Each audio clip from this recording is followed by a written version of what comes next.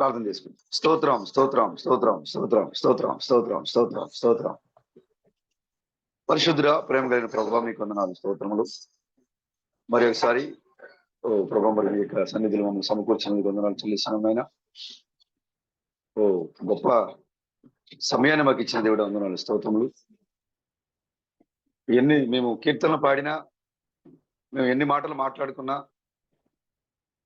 ఓ ప్రభా మరి వాటన్నిటికంటే విలువైనది ముఖ్యమైనది దేవుని బిడ్డలతో సహవాసమైంది మా ప్రభా. అలాంటి గొప్ప సహవాసాన్ని మీరు మాకు ఇచ్చిన మీ స్తోత్రములు. ఓ ఐగుప్తు గోడలను కూల్చినది కేవలము ఐక్యత మాత్రమే మీరు చెప్తున్నాం. అక్కడ వారి దగ్గర ఎలాంటి పలుగులు పారలు లేవు, అక్కడ ఎలాంటి బాంబులతో పేల్చబడలేదు, అక్కడ ఏ అద్భుతం జరగలేదు. కానీ మీరు చెప్పారు 6 దినాలు వారు మరి యొక్క ప్రాకారాల చుట్టూ తిరిగారు. కానీ 7వ దినమున మీరు ప్రత్యేక శ్రద్ధ తీసుకున్నారు. బోరలు ఊదు వారిని ముందు పెట్టారు, మనసాన్ని ముందు నడిపించారు. మనసాన్ని మోసే యాజకుల భుజాల మీద మనసు మోయబడుతూ ఉంది. ప్రజలు ఆర్భాటాలతో జయధ్వనులతో ఒకే ఆత్మతో కేకలు పెట్టినప్పుడు ఎరుకో పునాదులతో సహా కదిలించబడి పడిపోయింది. గొప్ప దేవుడు మీకే వందనాలు. పౌలు శీలు పేతురు చెరసాల్లో ఉన్నప్పుడు సంఘము మరి వారి కొరకు ప్రార్థించినప్పుడు ఐక్యతతో ఒకే ఆత్మతో వారు ప్రార్థించినప్పుడు చెరసాల పునాదులకు వెళ్ళిపోయినాయి.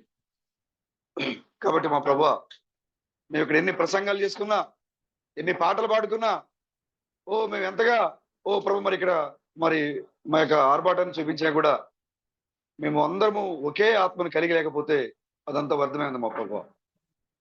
కాబట్టి ప్రభువా, గత మరి 3 దినాలుగా మమ్మల్ని అందరిని ఐక్యపరిచి మేము ఉండడానికి శరీరంలో వేరుగా ఉన్నాం, కానీ ఆత్మ సంబంధంగా మేము ఒకటిగా ఉన్నాం మా ప్రభువా. ఆ ఐక్యతే సాతాన్ని ఓడిస్తుంది. ఆ ఐక్యతే మమ్మల్ని మరణంలోంచి జీవనం దాటిస్తుంది. ఆ ఐక్యతే మమ్మల్ని ఉద్యోగపరుస్తుంది. ఆ ఐక్యతే నీతో మమ్మల్ని ఐక్యపరుస్తుంది. అలాంటి గొప్ప సమయంలో మమ్మల్ని నడిపించిన దేవుడా మీకే వందనాలు చెల్లిస్తున్నాం. ఇక్కడ మోకరించిన సోదరులను దీవించి ఆశీర్వదించి బలపరిచి మీరే మహిమ ఘనత ప్రభావం పొందుకోరమని మా విమోచకుడైన క్రీస్తు బ్రహ్మను మీ యొక్క నామంలో ఈ ప్రార్థన అడుగుతున్నాం ప్రభువా. ఆమేన్.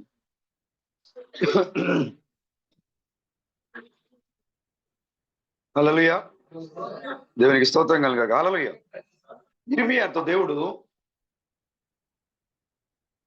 70 సంవత్సరాల పాటు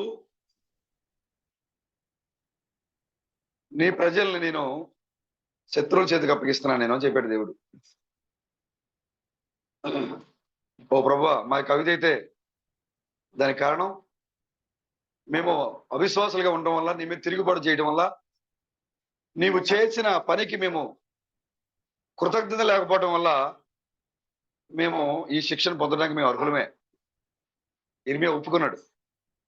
ఎందుకంటే ప్రజలు దేవుని మీద ఏం చేశారు? తిరుగుబాటు చేశారు. దేవుడు చేసిన పనిని మర్చిపోయి వదిలిపెట్టేసి తమకు ఇష్టానుసారంగా జీవించడం వల్ల దేవుడు ఒక 70 సంవత్సరాల పాటు తమది కాని దేశంలో వారిని బానిసలుగా పంపించేశాడు. ఒక రోజున దేవుడు యిర్మీయా కూర్చొని ఉన్నాడు. యిర్మీయా అని పిలిచాడు. ప్రభువా, రేపు పొద్దున్నే నీ బంధువు వస్తాడు, అతనికి డబ్బులు అవసరం ఉంది, పొలం కొనమని అడుగుతాడు, పొలం కొను అని చెప్పాడు. ముందే చెప్పాడు దేవుడు.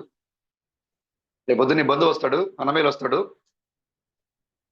అతనికి డబ్బులు అవసరం, పొలం కొనమని అడుగుతాడు, ఆ పొలం కొనడానికి నీవే వారసుడివి, కాబట్టి పొలం తీసుకొని చెప్పాడు దేవుడు. సరే, నిజంగా చెప్పినట్లుగానే పొద్దున్నే అన్నమేలు వచ్చాడు. అయ్యా, నా పొలాన్ని కొనడానికి నీవే, దానికి విమోచన ధర్మం చేయగలిగిన వాడు నీవే, కాబట్టి నా పొలాన్ని నువ్వు తీసుకో అని చెప్పాడు. దేవుడు చెప్పాడు కాబట్టి ముందుగానే ఇర్మియా ఏం చేశాడు? పొలాన్ని తీసుకున్నాడు, హనమేలుకు డబ్బులు ఇచ్చాడు, వెండిచ్చాడు, వెండితో కొన్నాడు. కొని పెద్దల సమక్షంలో 2 రకాల పత్రాలు రాయించాడు.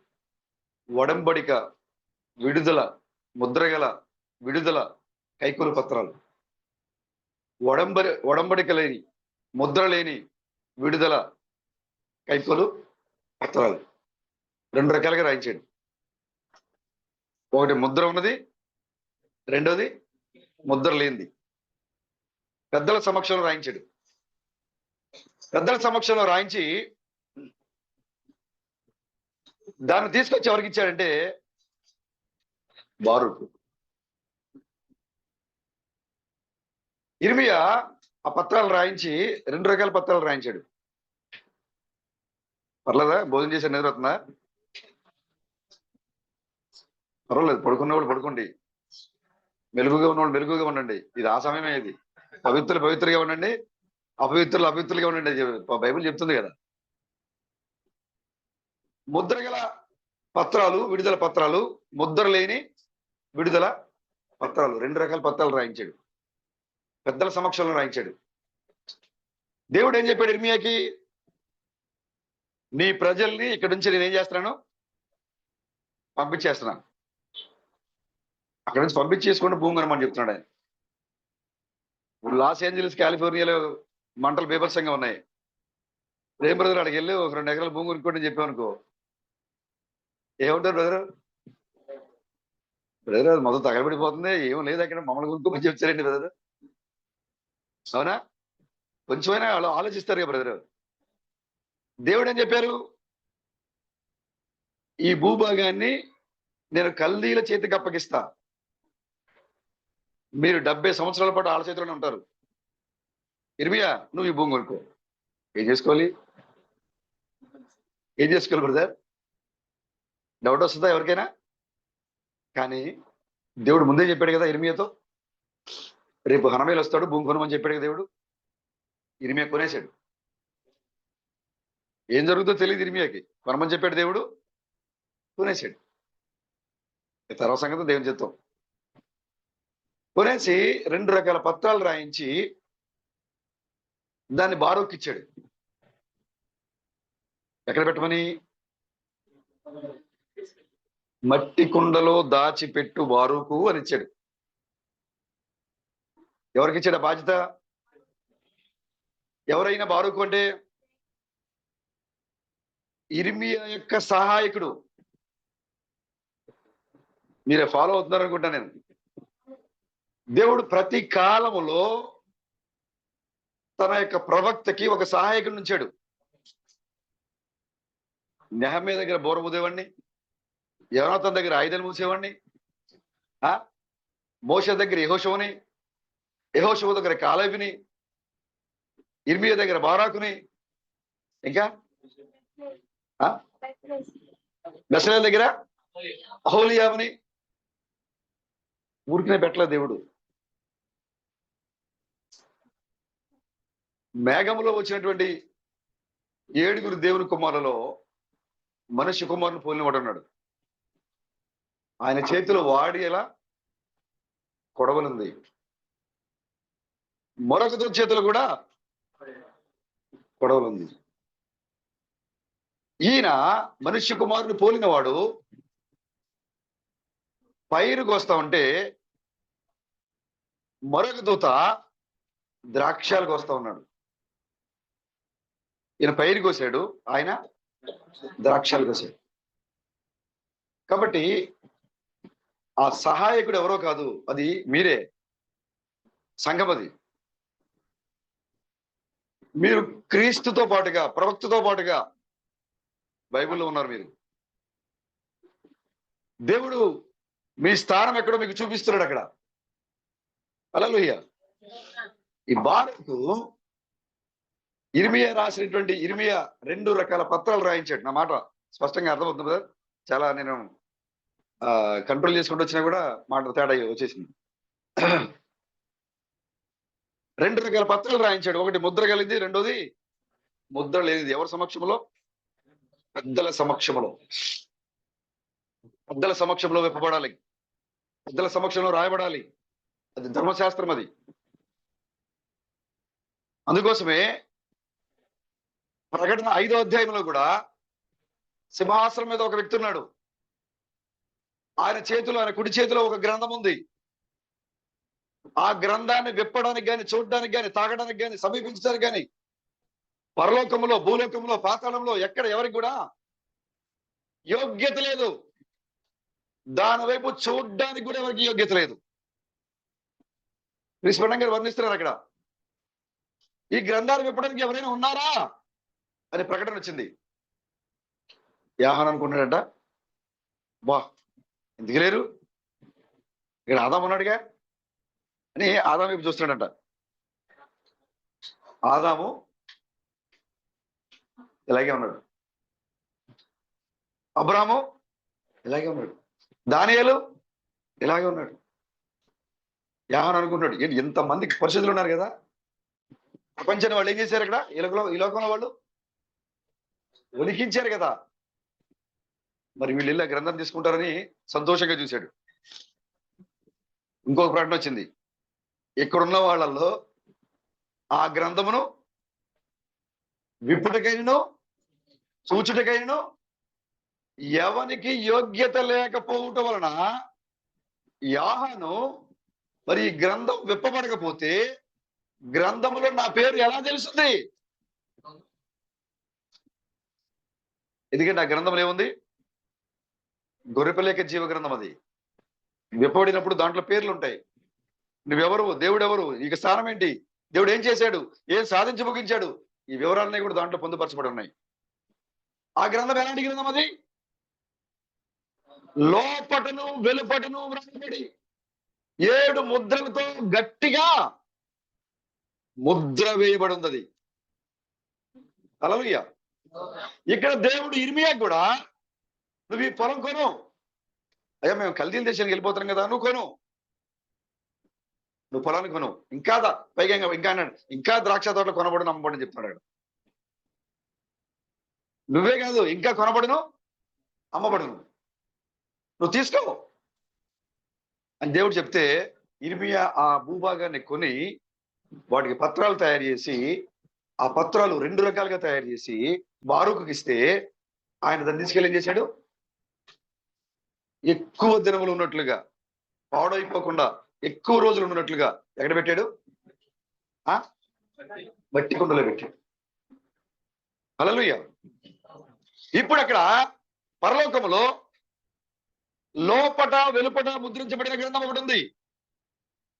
ఆ గ్రంథాన్ని చూడడానికి కానీ, తాగడానికి కానీ, పట్టుకోవడానికి కానీ పరలోకంలో, భూలోకంలో, భూమి కింద ఎక్కడ ఎవరికి కూడా అర్హత లేదు. యోహాను అనుకుంటున్నాడు, మరి ఇది విప్పబడకపోతే ఎలా? ఇందులో పరిశుద్ధుల పేర్లు ఉన్నాయి. ఇప్పుడు ఇక్కడ కూర్చున్న వాళ్ళందరి పేర్లు దాంట్లో రాబడి ఉన్నాయి. ఇది ఎలా మరి అని యోహాను అనుకుంటున్నప్పుడు 24 పెద్దల్లో ఒక ఆయన చెప్పాడు, యోహాను కంగారు పడుకో. ఒక ఆయన ఉన్నాడు, హల్లెలూయా, ఒక ఆయన ఉన్నాడు, కంగారు పడికి యోహాను. యూదా గోత్రపు సింహము జయించింది, రెడీగా సిద్ధంగా ఉంది.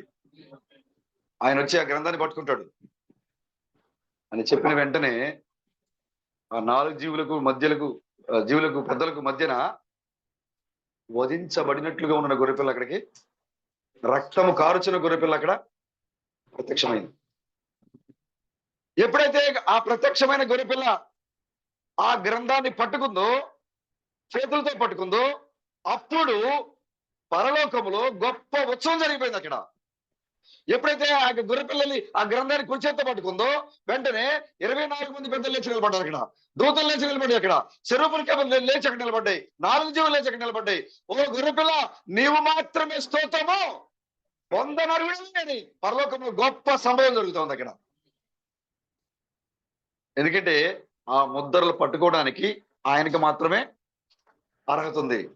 పరలోకంలో, భూలోకంలో, పాతాళంలో ఎక్కడ ఎవరికి కూడా అర్హత లేదు. కాబట్టి ఆయన 5వ అధ్యాయంలో మూయబడిన పుస్తకాన్ని పట్టుకొని 10వ అధ్యాయంలో పరలోకము నుండి ఎక్కడికి వస్తున్నాడు? భూలోకానికి వస్తున్నాడు. వచ్చి ఆయన ఏం చేస్తున్నాడు?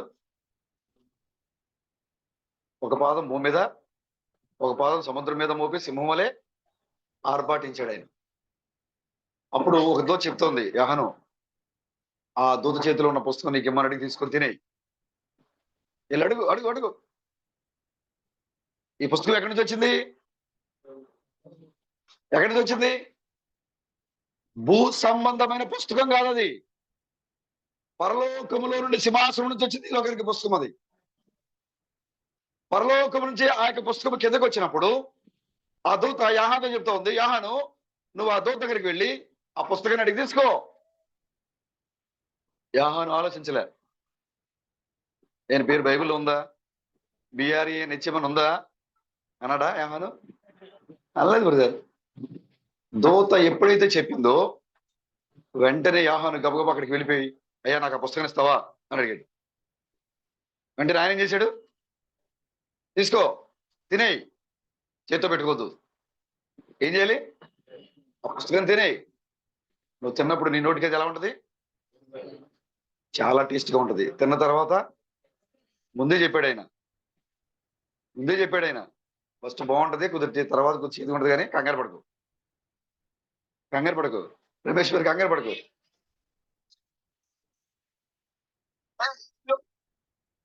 కంగారు పడకండి. దేవుడు ఈ లోకంలో వచ్చినప్పుడు మీకు ఏం జరుగుతుందో మీకు ముందుగానే చెప్పి పంపించాడు ఆయన.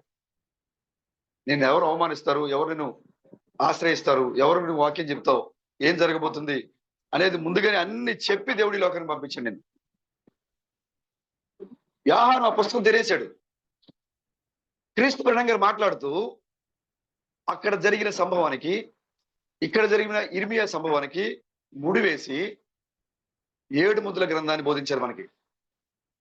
హల్లెలూయా. ఇప్పుడు మన చేతిలో ఉన్న ఈ యొక్క 7 ముద్దుల పుస్తకమే ఇప్పుడు మనం మాట్లాడుకునేది. ఈ యొక్క 7 ముద్దుల పుస్తకమే. ఇది ఇంతకుముందు ఎక్కడ ఉంది? ఇది ఇక్కడైతే మనకి షెల్ఫ్లో పట్టి దుమ్మట్టేసి ఉంది ఇక్కడ ఇది. కానీ ఈ పుస్తకం ఎక్కడుంది? సెరూపులు, కెరూపులు, పరిశుద్ధులు పరలోకంలో, భూలోకంలో ఏ మానవుడు దీని వైపు చూడలేని స్థితిలో ఉంది ఈ పుస్తకం.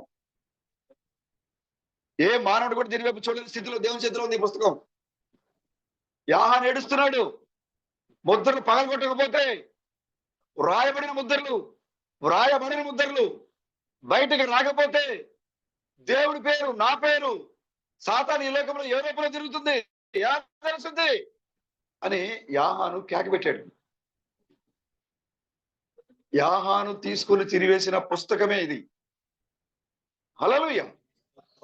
ఇప్పుడు ఈ లోకములో పెండ్లి కుమార్తె ఈ పుస్తకాన్ని ఆయన చేతిలోంచి తీసుకుని తింటా ఉంది. ఇప్పుడు ఇదే దేవుని యొక్క విమోచన గ్రంథము, ఇది భూమి యొక్క హక్కు పత్రము, ఇది విడుదల కైకోలు ఒడంబడిక పత్రం, ఇది నీ స్వాస్థ్యం ఇది.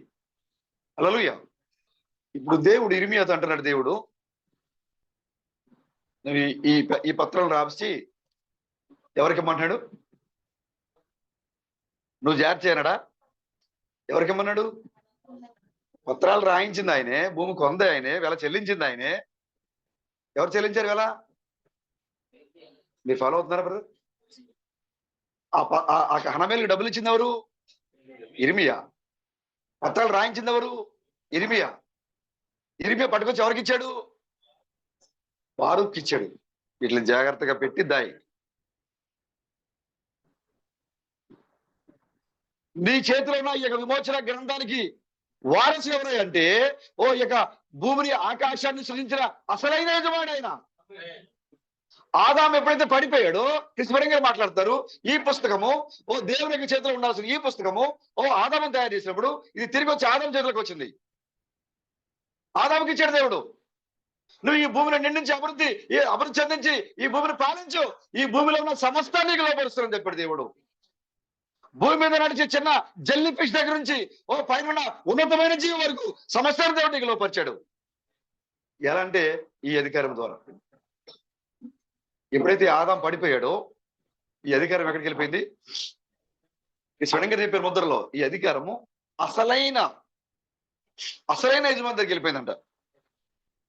నువ్వు యజమానుడివే, కానీ అసలైన యజమానుడికి ఆయన ఉన్నాడు. హల్లెలూయా. ఆయన భూమి మీద నీకు ఇచ్చాడు ఆయన, కానీ దీనికి అసలైన యజమానుడు ఉన్నాడు దీనికి. ఆమేన్. ఆదాము అసలైన యజమానుడు కాదు. ఆదాము యజమానుడు, కానీ పైన ఎవరున్నారు బ్రదర్? ఫాలో అవుతున్నారు బ్రదర్. హల్లెలూయా. ఇది మరలా తిరిగి ఎక్కడికి వెళ్ళిపోయింది?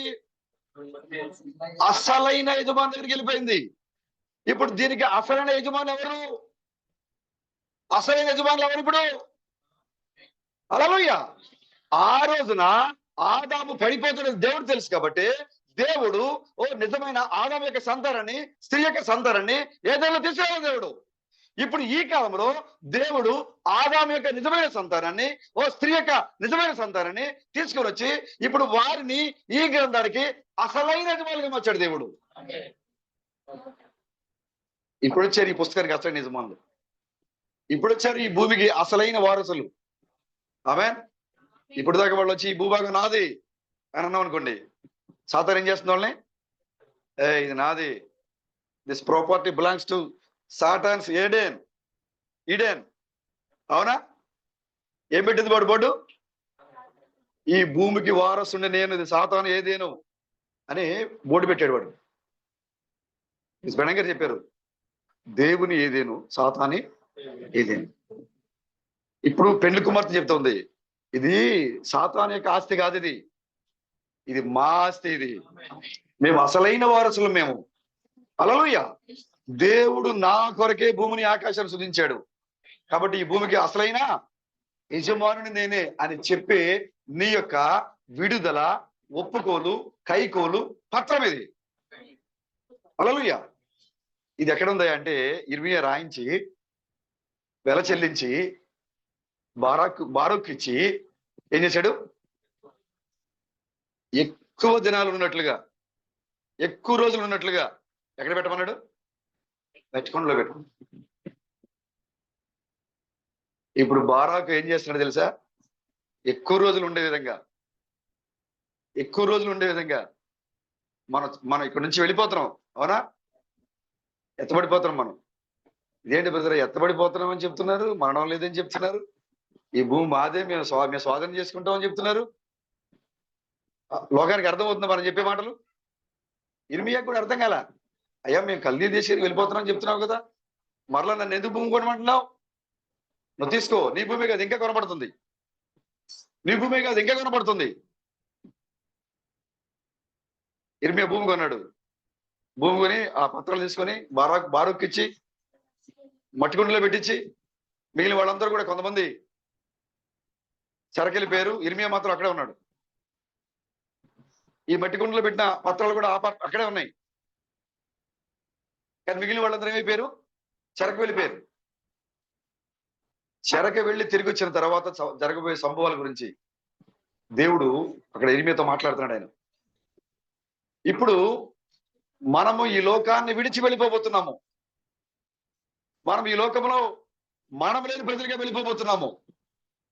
ఈ లోకం మందే, కానీ కొంతకాలం మనం అదృశ్యమైపోతున్నాము, కొంతకాలం మనం కనబడట్లేదు, కానీ మరలా మనం తిరిగి రాబోతున్నాము. దేవుడు చెప్తాడు ఇర్మియాతో, మరలా మీరు వస్తారు ఇక్కడికి, ఇర్మియా నువ్వు కొను భూభాగాన్ని. కాబట్టి మనం ఇప్పుడు ఏం చేసాం? ఇక్కడ ఇర్మియా భూభాగాన్ని మన కోసం ఏం చేశాడు? ఆయన వెల చెల్లించి అసలైన విమోచన హక్కును వారసుడిగా వెల చెల్లించి ఈ భూభాగానికి నీకు విమోచన క్రయధనాన్ని చెల్లించి విడిపించాడు దేవుడు నిన్ను, నన్ను, భూభాగాన్ని. ఇప్పుడు ఈ యొక్క విడుదల కైకోలు పత్రాలు, విడుదల ముద్రలేని విడుదల కైకోలు పత్రాలు ఎక్కడున్నాయి అంటే బారూకు నా హృదయాల్లో, నా శరీరాల్లో ఆయన ఏం చేస్తున్నాడు? దాచిపెట్టి ఉంచుతున్నాడు ఆయన. ఇప్పుడు ఈ యొక్క ముద్రల పుస్తకం ఎక్కడుంది బ్రదర్? ఎక్కడుంది బ్రదర్? హల్లెలూయా. ఇప్పుడు నీ యొక్క శరీరములో, నీ దేహములో ఎక్కువ దినాలు ఉన్నట్లుగా మట్టి దేహంలో, మట్టి కుండలో ఈ యొక్క గ్రంథము దాయబడుతుంది. నువ్వు మరలా తిరిగి రాబోతున్నావు. నువ్వు పత్రాలు రాయించుకున్నావు, నీ లోపల పెట్టుకున్నావు, ఎక్కడి నుంచి వెళ్ళిపోతున్నావు, నువ్వు మరలా ఇక్కడ రాబోతున్నావు. అప్పుడు ఈ భూమికి అసలైన వారసులు ఎవరంటే నువ్వు అయిపోతున్నావు. అప్పుడు హల్లెలూయా. క్రీస్తు బండం గారి ముద్రలో చెప్పిన సారాంశం ఇదే బ్రదర్. విడుదల కైకోలు పత్రాలు, విడుదల ముద్ర లేని విడుదల కైకోలు పత్రాలు, ముద్ర గలవి ముద్ర లేనివి, 2 రకాల పత్రాలు. అవేంటో మనం చూసాం. ఆయన ముద్ర గల పత్రాలని అమెరికా దేశంలో పగలగొట్టాడు, ముద్ర లేని పత్రాలని ఇండియా దేశంలో పగలగొట్టాడు. ఈ 2 మనకిచ్చి ఆయన ఈ భూమికి వారసులుగా దేవుడు మనల్ని మార్చాడు. మన హృదయాల్లో ఆ పగలగొట్టబడినటువంటి ముద్రల్ని ఈ మన హృదయాల్లో పెట్టి నిత్యము ఉండినట్లుగా, నిత్యము నీ హృదయాల మీద ఆయన రాసి నిత్యనిమంతా నిత్య చేశాడు దేవుడు. ఇప్పుడు ఆ యొక్క ఇర్మియా రాయించిన విడుదల కైకోలు పత్రాలు నీ హృదయంలో, నా హృదయంలో బారాకు పెట్టించాడు ఇప్పుడు. హల్లెలూయా, దేవునికి స్తోత్రం కలుగాక. కాబట్టి ప్రియమైన సహోదరులారా, మీరు ముద్రలు దాయబడిన మట్టి కుండలుగా ఉన్నారు.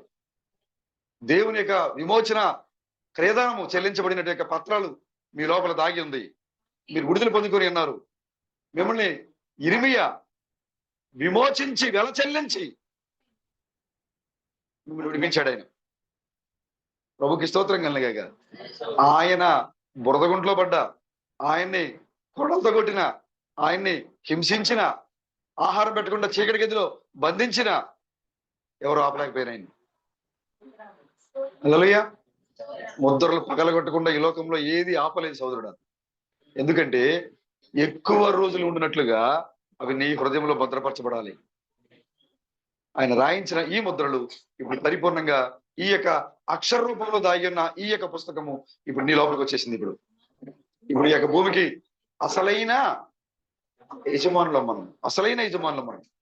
ఆదాము పడిపోయాడు కాబట్టి ఆదాము దగ్గర నుంచి అసలైన యజమాని దగ్గరికి వెళ్ళిపోయింది. ఆ అసలైన యజమానులు ఎవరంటే అక్కడ దేవునితో పాటు ఉన్నది నువ్వే.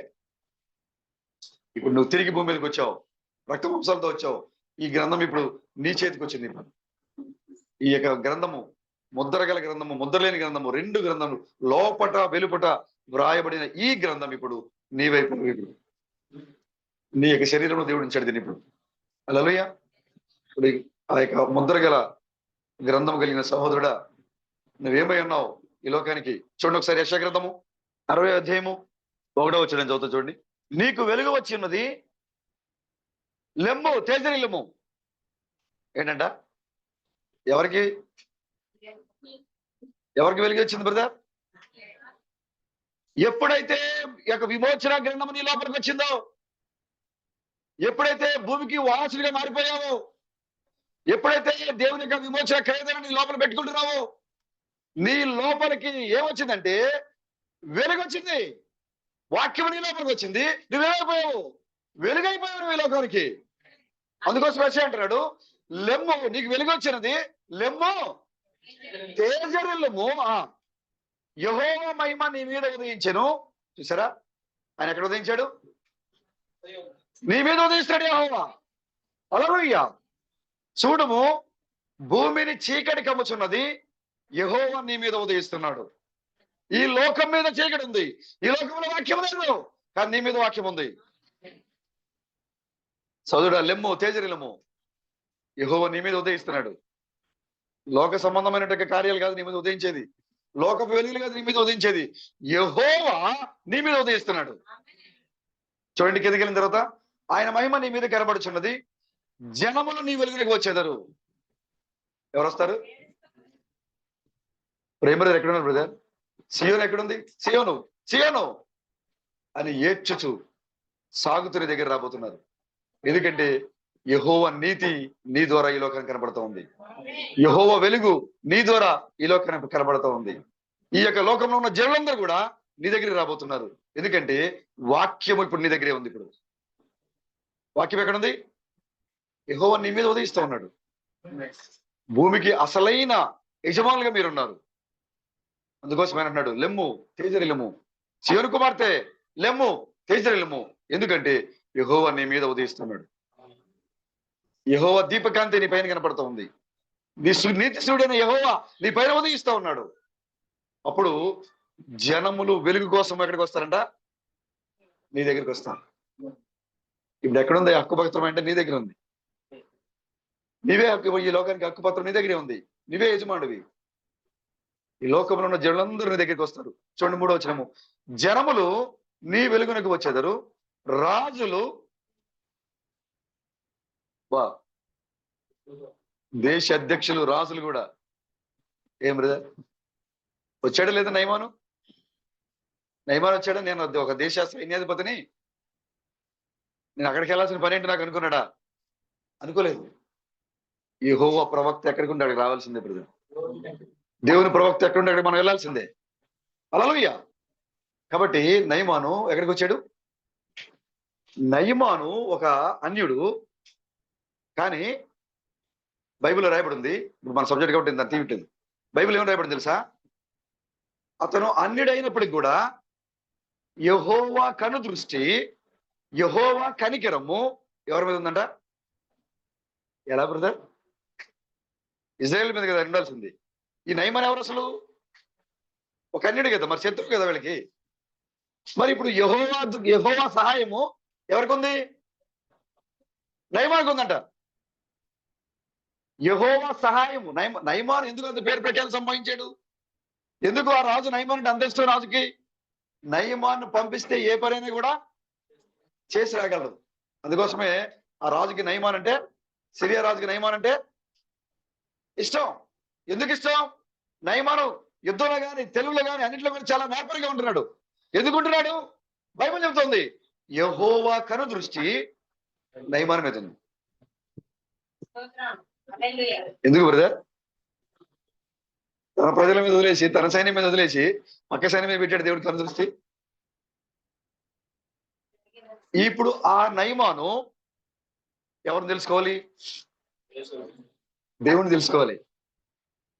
నయమాను మీద దేవుని కను దృష్టి ఉంది అన్ని దేశంలో. ఇప్పుడు నయమాను ఎక్కడ ఎవరు తెలుసుకోవాలి? దేవుని తెలుసుకోవాలి. దేవుని తెలుసుకోవాలంటే వాక్యం ఎక్కడికి వెళ్ళాలి? ఇప్పుడు నయమాన్ దగ్గరికి వెళ్ళాలి. ప్రవక్త ఎవడన్నా వార్తల్లో అడిగి వెళ్ళాలి. నయమాన్ దగ్గరికి వెళ్ళాలి. నయమాన్ దగ్గరికి వాక్యం వెళ్ళాలంటే ఏం చేయాలి? అందుకోసమే ఇజ్రాయెల్ మీద దండెత్తి వచ్చి అందరూ ఒక చిన్నదాన్ని పట్టుకుని పోయారు. వాళ్ళు అనుకోలే అదే వర్తమానం అని, వాళ్ళకి తెలియలే అదే వర్తమానం అని. ఈ నయమాను తీసుకెళ్ళి చిన్నదే వాళ్ళ ఆవిడ దగ్గర బాగా పనిచేస్తుందని తీసుకెళ్ళి వాళ్ళ ఆవిడ అప్పగించాడు. ఆమె ఏం చేసింది? ఆ ఇంట్లో కలిసిపోయింది. పని మనుషులు బాగా కుటుంబంలో కలిసిపోయింది. ఈ నయమానికి ఉన్న బలహీనత ఏంటంటే ఒళ్ళంతా కుష్ఠరోగం తగ్గట్లా. ఈ నయమానికైనా మన రాజుగారికి ఎక్కువ ఉంది. ఇప్పుడు తగ్గట్లేదు. ఏం లేకపోతే నా దేశం ఏమైపోతే దానిపై ఆయన భయం. ఎవరికి? రాజుగారికి. ఎందుకంటే నయమాను అంతగా రాజుతో పాటుగా మరి ఆ రాజ్యంలో ఘనత పొందుతున్నాడు. ఎందుకంటే ఆయన మీద ఎవరి దృష్టి ఉంది? హల్లెలూయా. యెహోవా కను దృష్టి ఉంది. మరి కను దృష్టి ఉన్న యెహోవా నయమానుకు ఉన్న కుష్టి పోను కాక అంటే పోదా బ్రదర్? పోదా బ్రదర్? యుద్ధానికి వెళ్ళి యుద్ధం చేస్తుంటే ఏం చేస్తున్నాడు యెహోవా? యుద్ధంలో తన పక్షాన యుద్ధం చేసి జయాన్ని ఇస్తున్నాడు. మరి సాయంత్రం అయ్యేసరికి ఒళ్ళంతా దురదలతో ఒళ్ళంతా ఇబ్బంది పడిపోతుంటే దేవుడు ఆ నయమానికి, అయ్యో నేను ప్రేమించిన నయమానికి కుష్ఠరోగం ఉందే, ఇబ్బంది పడుతున్నాడు, ఓ స్వస్థకు వచ్చిన కాక అని దేవుడు అనొచ్చుగా? అన్నాడా? దేవునికి ప్రణాళిక ఉంది సోదరుడా. నీ ఎడల, ప్రతి సహోదరుల ఎడల, చిన్నపిల్లల ఎడల, ప్రతి ఒక్కరికి ఆయన ఒక ప్రణాళిక ఇచ్చాడండి. ఈ నయమాను యుద్ధానికి వచ్చి తిరిగి వెళ్ళేటప్పుడు ఒక చిన్నదాన్ని తీసుకొని వెళ్ళిపోయారు. తీసుకెళ్లి తన ఇంట్లో పెట్టుకున్నాడు. ఈ బానిస నా ఇంట్లో ఎందుకు తీసుకుపోండి అని చెప్పి అనొచ్చుగా? ఇంట్లో పెట్టుకున్నాడు. తన ఇంట్లో తన దగ్గర పెట్టుకున్నాడు. రోజు చూస్తా ఉంది. సాయంత్రం ఇంటికి వచ్చిన తర్వాత తన భార్య ఇంటికి వచ్చేసరికి అంతా కూడా మందులు వేయటం, దానికి నేను బాధపడతాం, ఇబ్బంది పడటం, ఇవన్నీ చూస్తూ ఉంది. చూసి ఒక రోజు అంటూ ఉంది, అమ్మా నేను ఒక విషయం చెప్దాం అనుకుంటాను మీకు. మన యజమానుడు ప్రవక్త దగ్గర ఉండాలనుకుంటా నేను. ఇదే ప్రసంగం. ఏంటో ప్రసంగం? మన యజమానుడు ప్రవక్త దగ్గర ఉండాలని నేను కోరుకుంటున్నా. ఎందుకంటే ఇజ్రాయెల్ ఎవరున్నారు? ప్రవక్త ఉన్నాడు. హల్లెలూయా. ఇజ్రాయెల్ దేవుడు ప్రవక్త ఉన్నాడు. కాబట్టి మన యజమానుడు ఆ ప్రవక్త దగ్గర ఉండాలని నేను కోరుకుంటున్నా. నీ కోరిక ఎవరికి కావాలి? నువ్వు అసలే పుట్టదానివి, ఇంట్లో పని మనిషివి, నీ కోరిక కావాలి మాకు?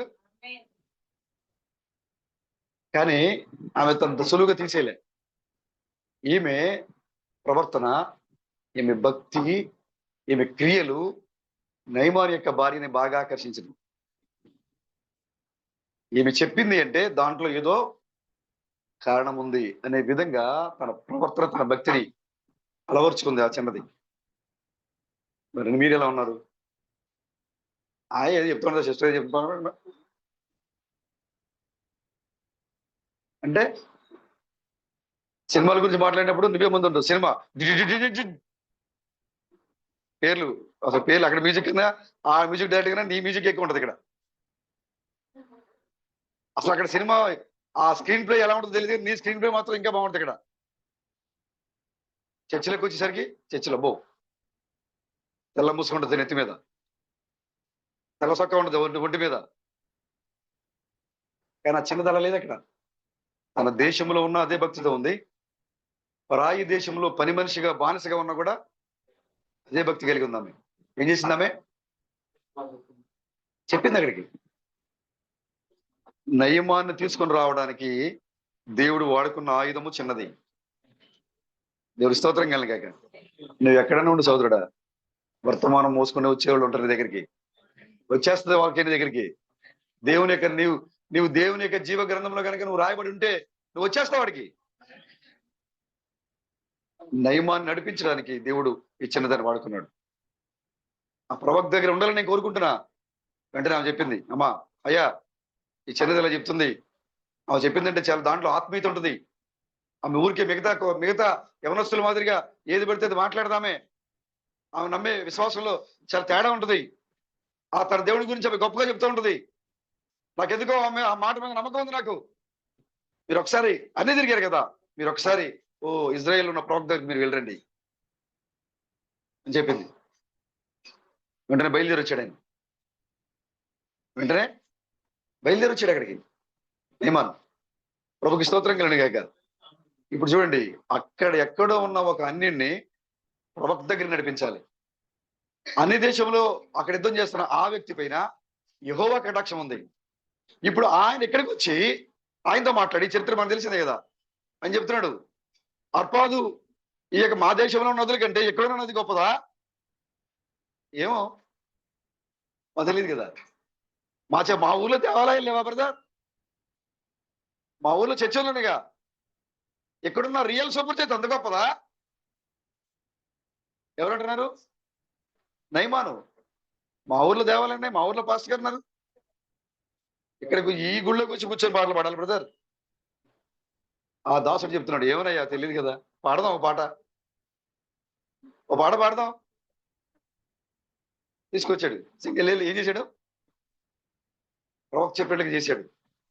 ఎప్పుడైతే 7 సార్లు మునిగి లేచాడో దేహం అంతా మారిపోయింది. ఎలా మారిపోయింది? పసిపిల్ల దేహంలాగా మారిపోయాడు. 7 వయసు వృద్ధాప్య సమయానికి వచ్చిన నయమాను ఏమైపోయాడు? యవనస్తులాగా మారిపోయాడు. శరీరం మారిపోయింది. నయమానికి అర్థమైపోయింది, మా ఊర్లో ఉన్న గుళ్ళు కాదు, మా పాస్టర్లు కాదు, మా ప్రసంగాలు కాదు, ఇక్కడున్నాడు ప్రవక్త. హల్లెలూయ. అప్పుడు అంటున్నాడు, దేవుని యొక్క ప్రవక్త విధేయుడైపోయాడు. ఇది దేవుని యొక్క చిత్తం. అందుకోసమే ఈ చిన్నదాన్ని అక్కడ పంపించాడు. ఈ చిన్నదాని యొక్క ప్రవర్తన వాళ్ళకి ఇష్టంగా మార్చాడు. ఈ చిన్నదాని యొక్క మాటలు వాళ్ళకి ఇష్టంగా మార్చాడు. ఎక్కడ సరసక్తులు చెప్పలేదు, ముచ్చట్లు చెప్పలేదు, పనికి మాల సోదం చెప్పలేదు. అక్కడ ఆమె ఈ బాబా ఏం చెప్తా ఉంది? దేవుని గురించినటువంటి కార్యాలు మాత్రం పోల్చుకుంటా ఉంది అక్కడ. ఎవరి సహోదరుడా, ఎవరి సహోదరి, నీ చుట్టుపక్కల, నీ బంధువుల దగ్గర, నీ స్నేహితుల దగ్గర నీ ప్రవర్తన ఆ చిన్నదాని వలె ఉందా? వారిని దేవుని యొక్క ప్రవక్త యొక్క నడిపించే విధంగా నీ ప్రవక్త ఉందా? నీ భక్తి ఉందా? నీ మార్గం ఉందా? నీ విశ్వాసం ఉందా? నువ్వు ఆ చిన్నదానిలాగా మాట్లాడుతున్నావా? చిన్నదానిలో ప్రవర్తిస్తున్నావా? ఆ చిన్నదానిలాగా విశ్వాసం ఉంచుతున్నావా? ఆ చిన్నదానిలాగా చేస్తున్నావా? సమస్య వచ్చిందా? ఏం పర్లేదులే, వెళ్ళిపోతాం, పద హాస్పిటల్కి వెళ్దాం బా. ఏం పర్లేదులే, నువ్వు వెళ్ళి మంత్రగారి దగ్గరికి వెళ్ళి బాగు చేయించుకున్నరా. ప్రార్థనే, మంత్రాలే. చెప్పట్లేదా బ్రదర్? చెప్తున్నారు. మరి నువ్వు ఎలా ఉంటే నువ్వు ఎలా నడిపించగలుగుతావు? ఆమెం చేసిందా చిన్నది? నీకు ఎలాంటి తెగులున్నా, ఎలాంటి భయం ఉన్నా, ఎలాంటి రోగం ఉన్నా, ఎలాంటి సమస్య ఉన్నా, శోధన ఉన్నా, ఇదిగో ఇజ్రాయేల్లో ప్రవక్తలు ఆ రోజున, ఇప్పుడు అన్యుల్లో ప్రవక్తలు ఈ రోజున. నువ్వు ఆయన దగ్గరికి వస్తే నీకు ఏ రోగం ఉన్నా, ఏ సమస్య ఉన్నా నీకు తీసివేసగల ప్రవక్త ఎక్కడ ఉన్నాడు ఇక్కడ. ఎందుకంటే అక్కడ నయమాన్ని బాగు చేసిన దేవుడే ఎక్కడ ఉన్నాడు ఇప్పుడు. మిగతా సంఘశాఖల మాదిరి మా దగ్గర మనం పిలవట్లా, కానీ ఆ దేవుడే ఇక్కడ ఉన్నాడని మనం చెప్తున్నాం. ఆ చిన్నది నడిపించింది. ఆ చిన్నది ఆ విధంగా ఒక కుటుంబాన్ని ఆత్మీయత నడిపించింది తన యొక్క ప్రవర్తనతో. మరి నీ భక్తి, నీ ప్రవర్తన, నీ విశ్వాసం ఎలా ఉంటుంది? నేను చూసి పూర్తిగా సంఘాన్ని వెళ్ళిపోయే పరిస్థితులు కనపడుతున్నాయి. అబ్బో, ఈ సహోదరుని చూస్తే ఇక నేను మళ్ళీ సంఘానికి రాకూడదు. ఇక చాలా భయంకరమైన కార్యాలు అవన్నీ కూడా. ఎక్కడో ఒక దేశ సైన్యాధిపతిని, ఒక చిన్నది ఎందుకు లేని ఒక బానిస తన మాటలు చెప్పి, తన దేవుడి గురించి చెప్పి, తన ప్రవక్త గురించి చెప్పి నడిపించింది. మరి నువ్వేం చేస్తున్నావు? హల్లెలూయా. అనేక జనములు, రాజులు నీ దగ్గర రాబోతున్నారు. అనేక మంది జనములు, రాజులు ఎక్కడికి రాబోతున్నారు? కంటిన్యూ చేద్దాం, చూడండి ఒకసారి. జనములు, 3వ వచనము. జనములు నీ వెలుగునకు వచ్చేదరు, రాజులు నువ్వే బెదరు. ఉదయకాంతం ఉదయించింది ఎవరు? పైన చదువుకున్నాం కదా, యెహోవా నీ మీద. మరి ఉదయకాంతి ఎవరు అవ్వాలి? యెహోవా ఉదయించినప్పుడు ఉదయకాంతి ఎవరు అవ్వాలి? యెహోవా అవ్వాలి కదా. కానీ ఇక్కడ యెషయా ఏమంటున్నాడు? ఈ కాంతి ఎవరిదంట? నీ ఉదయకాంతి. ఇప్పుడు దేవుని యొక్క వెలుగు నీవైపోయినప్పుడు, ఇప్పుడు దేవుడే నీవైపోయినప్పుడు, అందుకోసం వెళ్ళేమో తేజమేమో. నువ్వు మామూలు వ్యక్తి కాదు. ఈ భూమికి సర్వ హక్కులు, పరలోకానికి భూలోకానికి వారసుగా ఉన్నావు నువ్వు ఇప్పుడు. యేసుక్రీస్తు చెప్పాడు, పరలోకంలోను భూలోకంలో నాకు సర్వాధికారము ఇవ్వబడినది, నాకు ఇవ్వబడిన అధికారాన్ని నేను మీకు ఇస్తా ఉన్నా అని చెప్పాడు ఆయన. ఇప్పుడు నువ్వు ఎవరు అంటే ఉదయకాంతి. నీ ఉదయకాంతికి ఎవరు రాబోతున్నారు? రాజులు రాబోతున్నారు, జనములు రాబోతున్నారు, ప్రజలు రాబోతున్నారు. ఎంత గొప్ప స్థానాన్ని ఇచ్చాడు సోదరుడు దేవుడు నీకు. హల్లెలూయా. చూడండి ఒకసారి. కనులెత్తి చుట్టూ చూడము, వీరందరూ కూడుకొని నీ వద్దకు వచ్చుచున్నారు. నీ కుమారులు దూరం నుండి వచ్చుచున్నారు, నీ కుమార్తెలు చంకనెత్తబడి వచ్చుచున్నారు. నీవు చూచి ప్రకాశింతువు, నీ గుండె కొట్టుకొనుచు ఉప్పొంగును. సముద్ర వ్యాపారము నీ వైపు. ఈ సముద్ర వ్యాపారం ఎవరి దగ్గర ఉంది? సముద్రం చూసే వ్యాపారం చేసేది ఎవరు బ్రదర్? మహావేశ్య. కానీ ఇప్పుడు సముద్ర వ్యాపారం ఎటు తిరుగుతుంది? ఎందుకని? ఇప్పుడు దాకా ఈ భూమి మీద అధికారి ఎవరు? మహావేశ. కాబట్టి జనముల మీద అధికారం ఎవరికి వచ్చింది? సముద్రం అంటే జనముల మీద అధికారం ఎవరికి వచ్చింది? మహావేశకు వచ్చింది. కానీ ఇప్పుడు ఈ యొక్క సముద్రం మీద అధికారం ఎవరికి వస్తుంది? ఈ జనాల మీద అధికారం ఎవరికి వస్తూ ఉంది? నీకు వస్తూ ఉంది. ఇప్పుడు నువ్వు ఎక్కడున్నావో ఈ యొక్క జనములు కూడుకొని రాజులు నీ యొక్క ఉదయకాంతి దగ్గరికి వస్తారు. ఇక్కడికి ఇప్పుడు ఉదయకాంతి, యెహోవా ఉదయకాంతి నీ దగ్గర ఉందండి ఇప్పుడు. హల్లెలూయా. ఒంటెల సమూహమును, మిద్యాను, ఎయిఫాల లేత ఒంటెలను నీ దేశం మీద వ్యాపించను. వారందరూ షాబా నుండి వచ్చేదరు, బంగారమును ధూపద్రవ్యమును తీసుకుని వచ్చేదరు. యెహోవా స్తోత్రములు. ప్రభువుని ఆరాధన చేయడానికి వస్తున్నారు బ్రదర్. నువ్వు ఎక్కడున్నావు వెతుక్కుంటే దగ్గరికి వస్తారు. ప్రేమలు ఎక్కడున్నారు? రమేష్ గారు ఎక్కడున్నారు? సిస్టర్ ఎక్కడున్నారు? ఎందుకంటే ఉదయ కాంతి వాళ్ళ దగ్గర ఉంది. యెహోవా అక్కడున్నాడు. దేవుని యొక్క మహిమ, నీతి వారి దగ్గర ఉంది అని నువ్వు ఎక్కడున్నావు వెతుకుతూ నీ దగ్గర రాబోతున్నారు. ఎందుకంటే ఈ యొక్క గ్రంథము నీలోనికి రావడం వల్ల నీకు ఆ గొప్ప ధన్యత వచ్చింది. ఈ యొక్క ముద్రల పుస్తకము, ఈ యొక్క విమోచన హక్కు పత్రము నీ లోపలికి రావడం వల్ల, ఆ బారూకు నీ లోపల దిన ఉంచడం వల్ల, ఎక్కువ దినాలు ఉన్నట్లుగా ఆ గ్రంథము నీ లోపలికి రావడం వల్ల ఏమవుతుందంటే నీవు ఈ లోకానికి యెహోవా ఉదయ కాంతి వలె కనబడుతున్నావు. ఈ లోకానికి వాక్యము వెలుగు, సూర్యుని యొక్క వెలుగు, ఈ లోకమున్న అధికారము, సముద్రం మీద వ్యాపారం అంతా కూడా నీ వైపు తిప్పబడుతూ ఉంది. అంటే సమస్తము నీకు లోబడుతూ ఉంది ఈ గ్రంథము నీ దగ్గరికి రావడం వల్ల. హల్లెలూయా. ఇప్పుడు ఈ గ్రంథాన్ని ఎవరైతే కలిగి ఉన్నారో వారు పరలోకంలో భూలోకంలో సర్వ అధికారాన్ని కలిగి ఉన్నారు వారు. ఆమేన్. హల్లెలూయా. సరే, మంచిది బ్రదర్. మనం ఎక్కడ ఆగిపోయాం? ఏంటి మన అవయవాలు ఏంటి? మన యొక్క అవయవాలు ఏంటంట? జారత్వము. ఇదే నీ అవయవాలు. దీర్ఘశాంతము, దయాళత్వము, ప్రేమ, సంతోషము, సమాధానము ఉండాల్సిన రమేష్ గారికి ఉన్న అవయవాలు ఏంటంట? జారత్వము, అపవిత్రత, దురాశ, కాముకత్వము. ఏంటండి దేవాజీ బ్రదర్, ఏంటి మీకున్న అవయవాలు? ప్రేమ లేదా? సంతోషము, సమాధానము, దీర్ఘశాంతము, దయాళత్వము, మంచితనము, శాంతము, దయ, ఓర్పు, సహనము. ఇవి కదా నీకు కావాల్సింది. కానీ నీకున్న అవయవాలు ఏంటి? జారత్వమా? కృతజ్ఞత లేదా బ్రదర్ నీకు? నీలో ఉన్న జాగ్రత్తను తీసివేయడానికే, నీలో ఉన్న పాపాన్ని తీసివేయడానికే దేవుడు పాప శరీరాకారంలో ఈ లోకానికి వచ్చి భూమికి ఆకాశానికి మధ్యలో కలవరలో విడాలని ఆయన రోమ యొక్క బల్లెంతో కొట్టబడి, ఈడుతో పొడవబడి, ఒళ్ళంతా కూడా రక్తసిక్తమై గాయాలతో రక్తాలతో కలవరలో రక్తాన్ని గడిచిన దేవుడు నీలో ఉన్న జాగ్రత్తని, నీలో ఉన్న అపవిత్రతని, నీలో ఉన్న కామకత్వాన్ని, నీలో ఉన్న దురాశల్ని తీసివేయడానికే ఆయన కలవరలో ప్రాణం పెడితే నీ అవయవాలుగా మార్చుకున్న వాటిని, అవి నీ అవయవాల. కృతజ్ఞత లేకపోవడం ఉంటుంది బ్రదర్. ఇది ఎంత భయంకరం బ్రదర్.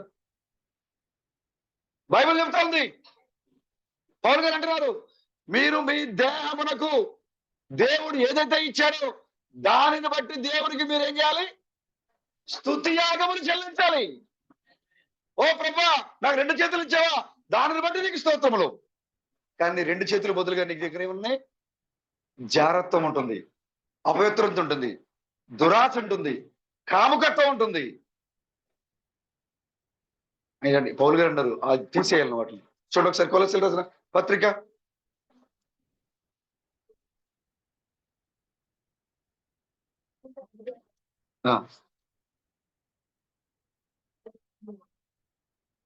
మొత్తం అంటికి పోతుంది పేజీలు. 3వ అధ్యాయము.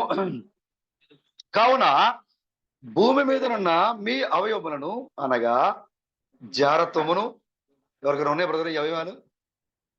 ఉన్నాయా? అసలు ముందు అర్జెంట్ గుర్తాం, అసలు లేవంటాం. మిగతా వాటికైతే కొద్దిగా ఆలస్యంగానే ఉపుతామేమో కానీ దీనికైతే ఖచ్చితంగా ఉపయోగం. మంచిదే, ఈ అవయవాలు మీకు లేకపోతే ఇంకా మంచిది. God bless you. ఒకవేళ ఉంటే కనుక పౌల్ గారు చెప్తాను చూడండి. కావున భూమి మీద ఉన్న మీ అవయవములను అనగా జారత్వమును, అపవిత్రతను, కాముతరతను, దురాశను, విగ్రహారాధనైనను, ధనాపేక్షనైనను. ఇందులో ఏ అవయవం లేదా బ్రదర్ మనకి? ఏదో 1-2 ఉన్నాయిలే బ్రదర్ అంటారా? ఏం చేయాలంటాడు ఆయన? ఒక్కటి ఉన్నా సరే దురాశ, ధనాపేక్ష, విగ్రహారాధన, కాముకత్వము, కామం. ఇందాక మనం చెప్పుకున్నాం కదా, ఇర్మియా అంటున్నాడు బలిసిన గుర్రము. వ్యభిచారం చేసేది ఎవరంట? బలిసిన గుర్రము. బలిసిన గుర్రము తన భార్యను విడిచిపెట్టి, బలిసిన గుర్రము లాంటి పురుషుడు తన భార్యను విడిచిపెట్టి పరస్త్రీతో మోగిస్తాడు. బలిసిన గుర్రము లాంటి భార్య తన భర్తను విడిచిపెట్టి పరపురుషుడితో మోగిస్తారు. ఇవన్నీ నీకు అవయవాలుగా ఉండకూడదు. నీకు చంపేయండి, తీసేయండి. ప్రభు చెప్తున్నారు, నువ్వు 2 కాళ్ళతో నరకానికి పోవటం కన్నా, ఒకవేళ నీ కాళ్ళు నిన్ను అభ్యంతరపరిచినప్పుడు 2 కాళ్ళతో నరకానికి పోవటం కన్నా ఈ కాలు ఏం చేస్తా ఉంటుంది? నిన్ను వెళ్దాం, సినిమాకి వెళ్దాం, అటు వెళ్దాం, ఇటు వెళ్దాం అలా ఈ కాళ్ళు లాగి నువ్వు ఆపుతుంటే లాగేస్తుంటది అది. నీ కళ్ళు అది చూద్దాం, ఇది చూద్దాం అను. అసలు వాళ్ళు ఎట్టి పరిస్థితుల్లో కూడా చూడకూడదు అనుకుంటాం. తలపాటికి ఏం చేస్తాం? దాన్నే ఓపెన్ చేస్తాం. ఒకవేళ నిన్ను నీ యొక్క పవిత్రతను పోగొట్టడానికి లాగుతుంది నీ చెయ్య, నీ కాళ్ళ, నీ కన్నా. నీవు 2 కళ్ళు కలిగిన వాడివే నరకానికి పోవటం కన్నా నేను అభ్యంతరపరిచినది దాన్ని తీసేయి. అంటే కళ్ళు కాళ్ళు బిక్కుమని కదా అర్థం. ఇంటికి ఇలా పనిచేసేవాళ్ళు ఇప్పుడు కన్ను బీకేసుకుని కాలు బీకేసుకుని కదా అర్థం. అంతగా మిమ్మల్ని వేధిస్తున్న ఆ లోపల ఏదైతే ఉందో ఆ క్రియని చంపేయండి. నీ కాల్ని పదే పదే తప్పు వైపు నడిపిస్తున్నా ఏదైతే దెయ్యం ఉందో దాన్ని, నీ చూపుని పదే పదే లాక్కెళ్తున్న దెయ్యం ఏదైతే ఉందో దాన్ని చంపండి. మీరు 2 కాళ్ళతో నరకానికి పోవడం కన్నా 1 కాళ్ళతో పరలోకం వెళ్ళటం మీకు మేలని బైబిల్ చెప్తుంది. అందుకోసమే మీ అవయవాలు ఏవి ఉందంటే ప్రేమ, సంతోషము, ఆ ఫలాలు మీరు ఫలించాలి. అవే మీకు అవయవాలుగా ఉండాలి. ఇవి కాదు మీకు ఉండాల్సింది. ఒకవేళ ఈ అవయవాలు కనుక మీరు మీ శరీరంలో ఉన్నట్లయితే మీరు వాటిని ఏం చేయమంటాడు ఆయన? చంపివేయుడి. వాటి వలన దేవుని ఉగ్రత అవిధేయుల మీదకి వచ్చును. పూర్వము వారి మధ్య జీవించినప్పుడు మీరును వీటిని అనుసరించి నడుచుకుంటురి. లేవని చెప్పలేం మనం, అవునా? పూర్వం మనం ఎవరి మధ్యలో ఉన్నాం? ఈ అవయవాలు కలిగిన వారి మధ్యలోనే మనం ఉన్నాం పూర్వం. కాబట్టి ఈ అవయవాలు మనకు కూడా ఉన్నాయి. అందుకోసమే పౌలు గారు అన్నారు, ఇవి వారి మధ్యలో ఉన్నాం కాబట్టి మనకు కూడా ఉన్నాయి. కాబట్టి ఇప్పుడు మీరు మీ రూపాంతరం నవీన స్వభావాన్ని మీరు ధరించుకున్నారు, కొత్త మనసును మీరు ధరించుకున్నారు. కాబట్టి మీరు ఇప్పుడు ఏం చేయాలంటే వాటిని తీసేయండి, తీసివేయాలి. మీ నోట చూడండి, ఇప్పుడైతే కోపమును ఇప్పుడైతే మీరు కోపము, ఆగ్రహము, దుష్టత్వము, దూషణ, మీ నోట బూతులు. ఇప్పుడు ఎలా ఉన్నారు మీరు? ఎందుకంటే మీరు వాళ్ళ మధ్యలో ఉన్నారు కాబట్టి. బూతులు వీటన్నిటిని విసర్జించుడి. ఒకరితో ఒకడు అబద్ధమాడకుడి. చూసారా? థామస్ గారు చెప్పారు, భర్త దగ్గర, భర్త భార్య దగ్గర, పిల్లల తల్లిదండ్రుల దగ్గర అబద్ధాలు చెప్పకూడదు. విశ్వాసులు సంఘ కాపరి దగ్గర, సంఘ కాపరి విశ్వాసుల దగ్గర అబద్ధాలు చెప్పకూడదు. ఇవన్నీ కూడా ఉంటే కనుక విసర్జించండి. ఇవి మీకు అలంకారంగాను, ఈ మీ శరీరంలో అవయవాలుగాను ఉంటే కనుక మీరు ఎత్తబొట్లు మీరు ఉండలేరు, దేవునితో కలిసి మీరు జీవించలేరు. ఇవి మీరు కలిగి ఉన్నారంటే దేవుడు దేనికోసమైతే దిగి వచ్చి రక్తాన్ని కార్చాడో దానిని మీరు నిర్లక్ష్యం చేసినట్లే. కృతజ్ఞత లేకపోవడం అంటే అదే. దేవుడు దేన్ని సాధించాడు మీకోసం, దాన్ని మీరు నిర్లక్ష్యం చేసినట్లు, దాన్ని మీరు ఆ ప్రయత్నాన్ని, దేవుడు చేసిన సాధనని మీరు పాడు చేస్తున్నట్లుగా. వాటిని మీరు త్యజించండి, చంపివేయండి. ఇంతకు ముందు ఉన్నట్లుగా మీరు ఉండకండి అని పౌలు గారు పరిస్థితితో మాట్లాడతారు. చూడండి, ఒకరితో ఒకడు అబద్ధం ఆడుకుడి, ఏలైనగా ప్రాచీన స్వభావమును ఏంటంట? ప్రాచీన అంటే అక్కడ ఏముంది? 5 ఉందా? 5 ఎంతది? చూడండి, కింద ఏముంది? ప్రాచీన పురుషుని అంటే నీ పాత జీవితం, నీ పాత జీవితాన్ని విడిచిపెట్టాలి. నీ పాత జీవితంలో ఇక లోకంలో మురికి గమ్ము కొడుతున్నటువంటి నీ పాత జీవితాన్ని ఏం చేయాలి? విడిచిపెట్టేయాలి. ప్రాచీన స్వభావమును దాని క్రియలతో కూడా మీరు పరిత్యజించి జ్ఞానము కలుగు నిమిత్తము దానిని సృష్టించిన వాని పోలిక చొప్పున నూతన పరచబడుచున్న నవీన స్వభావమును ధరించుకుని ఉన్నారు. మీరు ఎప్పుడైతే నవీన స్వభావం ధరించుకున్నారో, పాత జీవితాన్ని విడిచిపెట్టేశారో, నవీన స్వభావాన్ని మీరు ధరించుకున్నారో, అప్పుడు గ్రీసు దేశస్థుడని, యూదుడని భేదము లేదు. సంఘంలో ఇప్పుడు నువ్వు ఆ కులం, నువ్వు ఈ కులం, నీది ఆ మతం, నీది ఈ మతం అని ఇప్పుడు సంఘంలో లేదు. నువ్వు సంఘములో, సజీవమైన దేవుని సంఘములో, సార్వత్రిక దేవుని సంఘములో, జ్యేష్ఠుల సంఘములో కనుక నీవు ఉంటే, ఇప్పుడు నువ్వు యూదుడు, సున్నతి పొందినవాడు, సున్నతి లేదు, ఇవన్నేం లేదు. ఇక్కడ మనమందరం ఒకే జాతి, క్రీస్తు జాతి. జాతులు లేవు ఇక్కడ. నువ్వు ఇంకా జాతులు చూస్తున్నావు అంటే నీలో ఇంకా ప్రాచీన స్వభావము, ప్రాచీన పురుషుడు ఇంకా నీలోనే ఉన్నాడు. జాతులు లేవు ఇక్కడ, మతాలు లేవు ఇక్కడ, కులాలు లేవు ఇక్కడ. మనమందరము క్రీస్తునందు ఏకముగా సమకూర్చబడి ఉన్నాం మనం. ఈ క్రియలు కనుక మీలో ఉంటాయని అంటున్నాడు, ప్రాచీన స్వభావాన్ని విడిచిపెట్టి నవీన స్వభావాన్ని మీరు ధరించుకునుడి. ఈ యొక్క జారత్వము, ధనాపేక్ష, కాముకత్వము, దురాశ, విగ్రహారాధన, మీకున్నటువంటి అవయవాల్ని చంపేయండి, తీసేయండి. ఇవన్నీ కూడా దేవుడు దేన్ని సాధించి ముగించాడో దాన్ని నిర్లక్ష్యం చేసే పాత్రలు ఇవన్నీ కూడా. కృతజ్ఞత లేకపోవటం, దేవుని వెంబడించకపోవటం, కేవలము వారి ప్రాణాలను కాపాడినందుకే యెహెజ్కేలు వారు ఏం చేశారు? వారు గుర్తుపెట్టుకున్నారు. తర్వాత వారి పిల్లలకు కూడా చెప్పారు, ఇదిగో ఇలా ఉండాలి, ఇదిగో సౌలు మన ప్రాణాలు కాపాడాడు, ఇలా ఉండాలి చెప్పాలి. మీరు దేవుడు అంటాడు యెషయా గ్రంథంలో, నా గురించి మీ తరాలు చెప్పండి. యెహోవా ఎలాగా ఐగుప్తు దేశంలో బానిసలుగా ఉన్న మిమ్మల్ని ఆయన ఎలా విడిపించాడో చెప్పండి. ఐగుప్తు దేశంలో మట్టి పిసుకుతున్న మిమ్మల్ని, బానిసలుగా ఉన్న మిమ్మల్ని ఆయన ఎలా బయటికి రప్పించాడో చెప్పండి.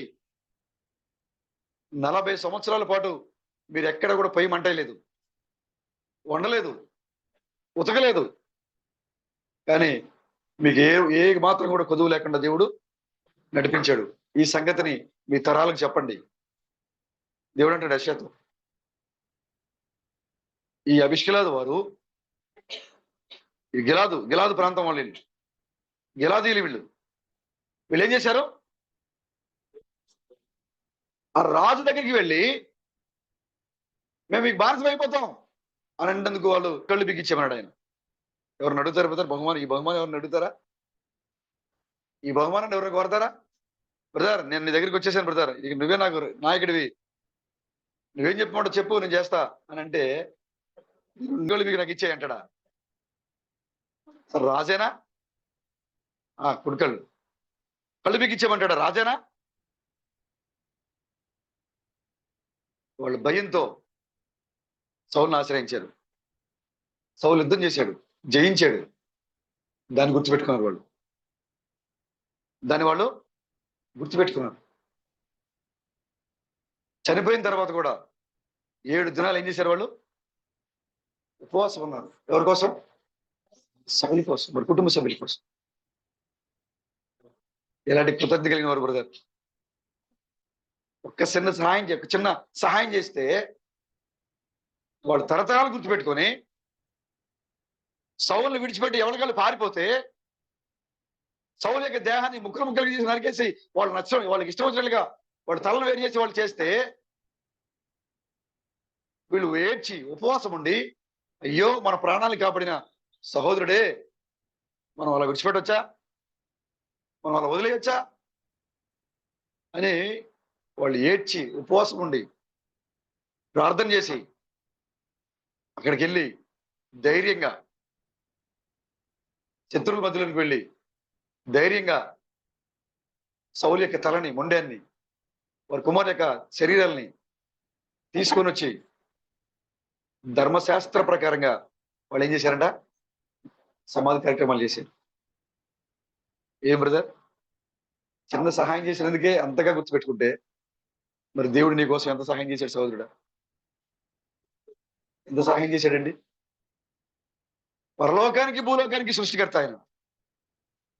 ఆయన భూలోకానికి వస్తే కూర్చోడానికి కుర్చీ లేదు. నిన్ను సింహాసనమే కూర్చోబెట్టాలని ఆయన సింహాసనం లేకుండా కుర్చీ లేకుండా ఇక్కడికి వచ్చాడు ఆయన. నిన్ను ఆయన సింహాసనం కూర్చోబెట్టడానికి ఆయన ఈ లోకానికి వచ్చి బట్టలేని వాడిగా కూర్చున్నాడు ఆయన. దీనుడిగా మారిపోయాడు ఆయన. కృష్ణుడు చిన్నప్పుడుగా తన బాల్య స్నేహితుడి దగ్గరికి వెళ్ళి అడుగుతున్నాడు, స్కౌట్ డ్రెస్ వేసుకుని. తన తల్లి ఏం చేసింది తెలుసా? కొనడానికి డబ్బులు లేక తన తండ్రి యొక్క అంగీని చింపి చొక్కాల కుట్టించింది. దాన్ని వేసుకున్నాడు ఆయన. కానీ తన స్నేహితుడు ఏం వేసుకున్నాడు? స్కౌట్ డ్రెస్ వేసుకున్నాడు పైనుంచి కిందకి. ఇంత వేసుకోవడానికి ఆ బట్టలు లేవు, డబ్బులు లేవు కొనడానికి. అప్పుడు ఆ యొక్క చిన్న బాలుడిగా ఉన్న బ్రహ్మం ఆయన దగ్గరికి వెళ్ళి అడుగుతున్నాడు, ఓ మై ఫ్రెండ్, ఇది చిరిగిపోయిన తర్వాత పడేస్తావు కదా, ఇది పడేయకుండా నాకు ఇస్తావా? ఎంత ఎంత వేదన బ్రదర్, ఎంత వేదనకరమైన మాట ఇది. మీకు దుఃఖం రావట్లేదా? కృతజ్ఞత వరకు మీరు ఉంటారు. ఇంకా వాక్యం అంటే నిర్లక్ష్యంగా ఉంటారు మీరు. ఆయన నీ కొరకు నా కొరకు భూమి ఆకాశంలో పట్టుదల విస్తారమైన దేవుడు ఆయన, విశ్వాంతరాలలో చూసే కూడా ఒకే ఒక దేవుడు ఆయన. ఆయన నీ కోసము నా కోసము దీనుడిగా ఈ లోకానికి దిగి వస్తే, సింహాసనం కూర్చున్న దేవుడు ఈ లోకానికి వస్తే కూర్చోడానికి కుర్చీ లేదు ఆయనకి. అలాంటి గొప్ప దేవుడు ఈ లోకానికి దిగి వస్తే వేసుకోవడానికి బట్టలు లేవు. ఆయన చిరిగిపోయి పడేసే బట్టలు అడుగుతున్నాడు ఆయన. నువ్వు వేసుకుంటావు కదా, చిరిగిపోతాయి కదా. ఎంత వేదన బ్రదర్, ఎంత భయంకరం, ఎంత బాధ. చిరిగిపోతాయి కదా, పడేస్తావు కదా. అప్పుడు నాకు అవి చివరికి ఇవ్వలేదు. దాన్ని మసిగొడ్డగా వాడుతున్నారు. మసిగొడ్డగా వాడుతున్నా గురించి వచ్చి వాడుకున్నాడు ఆయన. ఆ దేవుడు ఎందుకు దిగొచ్చాడు ఈ లోకానికి? నిన్ను నన్ను మహిమగల స్వారూప్యంగల వారిగా మార్చడానికి ఈ లోకానికి దిగొచ్చాడు.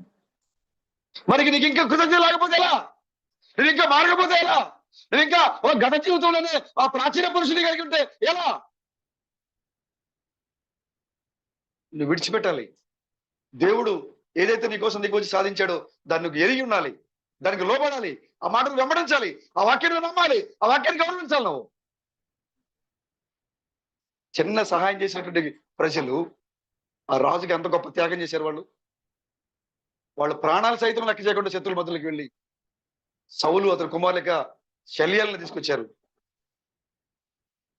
పవిత్రంగా వాళ్ళు సమాధి కార్యక్రమాలు చేశారు. అంత చిన్న సహాయం పొందిన వాటి ప్రజలు మరి నీకు అంతకంటే ఎక్కువగా సహాయం చేశాడు దేవుడు. లోకంలో చూడండి ఎంతో భయంకరమైన కార్యాలు జరుగుతున్నాయి, కానీ దేవుడు నిన్ను నిశ్చింతగా కూర్చోబెట్టాడు. నీకేమీ జరగదు, ఏది నీ చుట్టూ ఆవరించదని చెప్తున్నాడు దేవుడు. మరి అలాంటి దేవునికి మనం ఎంత కృతజ్ఞులై ఉండాలి, ఎంత విధేయులుగా ఉండాలి. మనం ఎలా ఉంటున్నాం? ఇక అత్యున్నతమైన సంఘం ఆ స్థితిలోకి ఇంకా రాలేదు, ఇంకా ఎదగాలి, ఇంకా రావాలి. నీ ప్రాచీన స్వభావాన్ని విడిచిపెట్టాలి.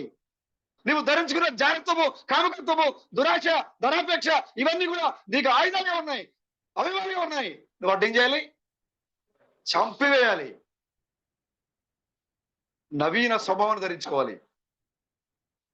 నీ పాత జీవితాన్ని ఇక్కడే చంపేయండి, నూతన జీవితాన్ని తీసుకోండి, నవీన స్వభావం తీసుకోండి. దేవుడు ఏదైతే సాధించాడో దానికి మీరు తగిన విధంగా మీ జీవితాలు మార్చుకోండి. చూసారా, దావీదు వదిలిపెట్టాడు వాళ్ళని, వాళ్ళు పిలిపించాడు. ఎప్పుడైతే సౌలు యొక్క శరీరాన్ని రప్పించారో, దహన సంస్కారాలు చేశాడని తెలిసారో, చూడండి ఒకసారి మొదటి సమయాలు 31 అధ్యాయం 2వ వచనం చదువుతా చూడండి. సౌలును అతని కుమారులను తరుముచు యోనాతాను, అబీనాదాబు, మెల్కీషువ అను సౌలు యొక్క కుమారులను హతం చేసిరి. ఫిలిష్తీయులు చంపేశారు వాళ్ళ ముగ్గురు కుమారులు, హతం చేసిరి. యుద్ధములో సౌలు ఓడిపోవచ్చుండగా అతడు అంబులు వేయవారి కంటపడి వారి చేత బహు గాయములు ఉంది. చూసారా, అప్పటికే శరీరం అంతా ఏమైపోయింది, గాయాలైపోయినాయి.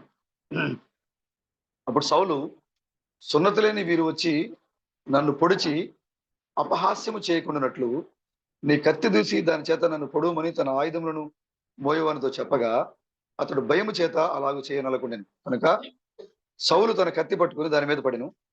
సౌలు మరణమాయనని అతని ఆయుధములను మోయేవాడు తానును తన కత్తి మీద పడి అతనితో కూడా మరణమాయను. ఇలాగున సౌలును అతని ముగ్గురు కుమారులను అతని ఆయుధములను మోయేవాడును అతని వారందరూ ఒక దినముననే మరణమైరి. లోయ అవతలనున్న ఇజ్రాయిలను, యార్దాను అవతలనున్న వారును ఇజ్రాయిల్ను పారిపోవుటయు సౌలును అతని కుమారులు చచ్చి ఉంటయు చూచి తన నివాస గ్రామం విడిచిపెట్టి పారిపోయారు. చూసారా, వాళ్ళు ఏం చేశారంట? సౌలుకి సహాయంగా నిలబడాలిగా, ఏమైపోయారు వాళ్ళందరూ? పారిపోయారు. ఫిలిష్తీయులు వచ్చి వాటిలో కాపురం ఉన్నారు. మరునాడు ఫిలిష్తీయులు హతమైన వారిని దోచుకొని వచ్చి గిల్బోవ పర్వతం మీద పడిపోయిన సౌలును అతని ముగ్గురు కుమారులను కనుగొని అతని తలను ఛేదించి అతని ఆయుధములను తీసి తమ బొమ్మల గొడల్లో జనులలోను జయవర్తమానం తెలియజేయటకై ఫిలిస్తీన్ల దేశంలో నలుదిశలు వాటిని పంపిరి. మరియు వారు అతని ఆయుధమును అష్టారోతు దేవగుడిలో ఉంచి అతని మొండెమును బెషాను పట్టణపు గోడకు తగిలించింది. అయితే ఫిలిస్తీన్లు సౌలుకు చేసిన దాని గురించిన వార్త ఎవరన్నారంట? వాళ్ళు విన్నారు. సౌలుతో ఉన్న వారందరూ ఏమైపోయారు? పారిపోయారు. కానీ సౌలుకి జరిగిన దాన్ని, సౌలు యొక్క ఆయుధాలు బొమ్మల గుళ్ళలో పెట్టిన దాన్ని, సౌలు యొక్క తల నరికి ఏలాడదీసిన దాన్ని ఎవరు విన్నారంట? అబేష్ కిలాదు వారు విన్నారు. వాళ్ళు విన్నారు. చూడండి, అబేష్ కిలాదు వారు విని వినవచ్చినది 11. బలశాలందరూ లేచి రాత్రి అంతా నడిచి సౌలు మొండెమును అతని కుమారుల కళేబరములను బేషాను పట్టణపు గోడ నుండి దించి యాబేషునకు తిరిగి వచ్చి వాటిని దహనము చేసి వారి శల్యములను తీసి యాబేషులోని పిచ్చిల వృక్షము కింద పాతిపెట్టి 7 దినములు ఏం చేశారు వాళ్ళు? ఏ చిన్న సహాయం బ్రదర్, మీ కుడికన్నుల బిక్కుడు నాకు ఇచ్చేయండి అని చెప్పినటువంటి రాజును అతని చేతిలోంచి కాపాడినందుకు రాత్రంతా లేచి నడుచుకుంటూ వెళ్ళి సౌలు శరీరాన్ని, కుమారుల శరీరాన్ని తీసుకొచ్చి కాపాడి వారి శల్యాన్ని భద్రం చేశారు సమాధుల్లో. చిన్న సహాయం చేసినందుకు.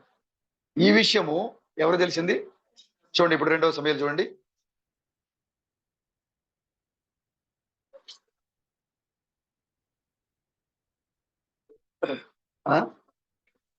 రెండోదా అనే 3:5. ఓకే, 2:5. సౌలును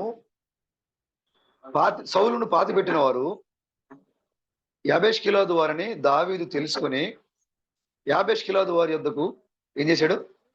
దూతలను పంపి, మీరు ఉపకారము చూపి మీ ఏలిన వాడైన సౌలును పాతి పెట్టితిరి గనుక యెహోవా చేత మీరు హల్లెలూయా. దావీదు అంటున్నాడు, మీ రాజుని మీరు చేసింది చాలా గొప్ప మంచి కార్యం. కాబట్టి ఆయన ఏమన్నాడు? యెహోవా మిమ్ములను, గాడ్ బ్లెస్ యూ. 3 పదాలు కదా, గాడ్ బ్లెస్, 3 పదాలు స్ఫుటంగా చెప్పారు. ఒక వర్తమానంలో ఈ లోకములో అన్నిటికన్నా ఉన్నతమైన పదము, ఉత్తమైన పదం ఏదంటే దేవుడు నిన్ను దీవించిన గాక. దానికి మించిన పదం ఈ లోకంలో మరొకటి లేదంట. హల్లెలూయా. కాబట్టి దావీదు ఏం చేశాడు? ఇప్పుడు ఈ లోకంలో ఉన్న ఉత్తమమైన పదముతో, ఉన్నతమైన పదముతో యెహోవా మిమ్ములను ఆశీర్వదించిన గాక. దీనికి మించిన పదం లేదు సహోదరుడా. ఒక సహోదరు ఎప్పుడైతే నేను గాడ్ బ్లెస్ బ్రదర్ అంటున్నారో అది చాలా ఉన్నతమైన పదవి, ఉన్నతమైన పదం. వాళ్ళకి అంతకు మించిన బహుమానం నీకు ఇవ్వలేరు వాళ్ళు. దానికి నీకు భూమి ఇచ్చిన, ఆస్తులు ఇచ్చిన, బంగారం ఇచ్చిన, వెండి ఇచ్చిన కూడా దానితో సమానమైంది కాదు. గాడ్ బ్లెస్ అనే పదము ఈ లోకంలో ఉన్న అన్నిటికంటే ఉన్నతమైన పదం అది. వెండి బంగారాల కంటే ఉన్నతమైన పదం అది. ఇప్పుడు దావీదు ఏమంటున్నాడంటే, మీ రాజుని మీరు గణపరిచారు, మీ రాజుని మీ రాజు చేసిన మేలుని మీరు గుర్తుపెట్టుకున్నారు. ఆయనతో పాటు ఉన్న వారందరూ కూడా ఏం చేశారు? ఆయన విడిచిపెట్టి పారిపోయారు. కానీ మీరు చిన్న మేలు పొందుకొని ఆయనతో పాటు మీరు నిలిచారు. కాబట్టి యెహోవా మిమ్ములను ఆశీర్వదించును అని, యెహోవా మీకు కృపను కృతజ్ఞత కలిగి ఉండడం ఏంటి బ్రదర్? సత్య స్వభావం అంటారు. దేవుడు చేసిన దాన్ని నువ్వు ఎరిగి ఉండడము, గుర్తుపెట్టుకోవడం, దాన్ని తగిన విధంగా నీ జీవితాన్ని నడుపుకోవడం ఎలాంటిదంట? వారు ఎలాంటి వారు? సత్య స్వభావాలు. వాళ్ళు కృతజ్ఞత కలిగి ఉండడం, అది సత్య స్వభావాన్ని కలిగి ఉండడం. అది దేవుడు నీ కోసం ఏం చేశాడో ఎరిగి నువ్వు ఆ విధంగా నడుచుకోవడం అనేది, ఆయనకి నువ్వు నిలబడడం అనేది నీ స్వభావం. అది అదే స్వభావం అంటే సత్య స్వభావం. అది చూడండి, సత్య స్వభావము అగపరచును. నేనును మీరు చేసిన ఈ క్రియను బట్టి మీకు ప్రత్యుపకారము చేసేదను. మీ యజమానుడికి సౌలు మృతి పొందిన, కానీ యూదా వారు నాకు తమ మీద రాజుగా పట్టాభిషేకం చేసి ఉన్నారు కనుక మీరు ధైర్యం తెచ్చుకొని బలాఢ్యులయ్యుడని ఆజ్ఞ ఇచ్చాను. దావీదు తనకి రాజ్యంలో వారికి స్థానం ఇచ్చాడు. ఇప్పుడు రాజు ఆయన ఏదైనా చేయగలడు. వాళ్ళకి ఆ సత్య స్వభావం కలిగిన వారికి ఆయన ఏదైనా చేయగలడు. యెహోవా చేత అభిషేకం పొందుకున్న సౌల్ని కాపాడడంలో, సహాయం చేయడంలో, చివరి సమయంలో వారికి అండగా నిలబడడంలో అబేష్కిలాదు వారు ముందుకు వచ్చారు. మరి ఇప్పుడు ఎంతమంది ఉన్నారు ఇక్కడ పడతారు? సత్య స్వభావం కలిగిన వారు, దేవుని కోసం నిలబడేవారు, ఈ లోకాన్ని వదిలిపెట్టేవారు, ప్రాచీన స్వభావాన్ని విడిచిపెట్టేవారు ఇక్కడ ఎంతమంది ఉన్నారు సోదరులారా? హల్లెలూయా. చిన్న సహాయం చేస్తేనే వాళ్ళు అంతగా అండగా నిలబడ్డారే. మరి దేవుడు నీకోసం ఎంత గొప్ప సహాయం చేశాడు. మరి నువ్వు ఎంతగా కృతజ్ఞత కలిగి ఉండాలి. కాబట్టి ప్రియమైన సహోదరులారా, నిర్లక్ష్యంగా ఉండకండి. దేవుడు నీ కోసం ఏది సాధించి ముగించాడో దాన్ని గుర్తెరగండి. ఆ వాక్య ప్రకారంగా మీరు నిలబడండి. మీలో ఉన్న ప్రాచీన స్వభావాన్ని తొలగించండి. నవీన స్వభావాన్ని మీరు ధరించుకోండి. మీకు అవయవాలుగా ఉన్న మీ పాత జీవితాన్ని చంపివేయండి. నూతన జీవితాన్ని మీరు జీవించండి. మిమ్మల్ని ఈ లోకాన్ని తీసుకుని వచ్చి రక్షణనిచ్చి, విమోచననిచ్చి, ముద్రలు పగలగొట్టి క్రీస్తులుగా మలిచిన దేవునికి కృతజ్ఞులై ఉండండి. విశ్వాసాన్ని కలిగి ఉండండి. సత్య స్వభావులై ఉండండి. ఆమేన్. దేవుడి చిన్న మాటలను దీవించిన గాక. ఆమేన్. ప్రార్థన చేసుకుందాం. ప్రార్థన చేసుకుందాం.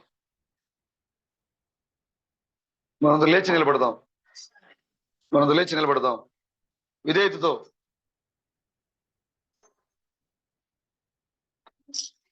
సత్య స్వభావంతో, కృతజ్ఞతా భావంతో ఒకరి హస్తాలు ఒకరు పట్టుకొని, ఓ దేవా, నా కోసం మీరు చేసిన సహాయం ఎంతో గొప్పది.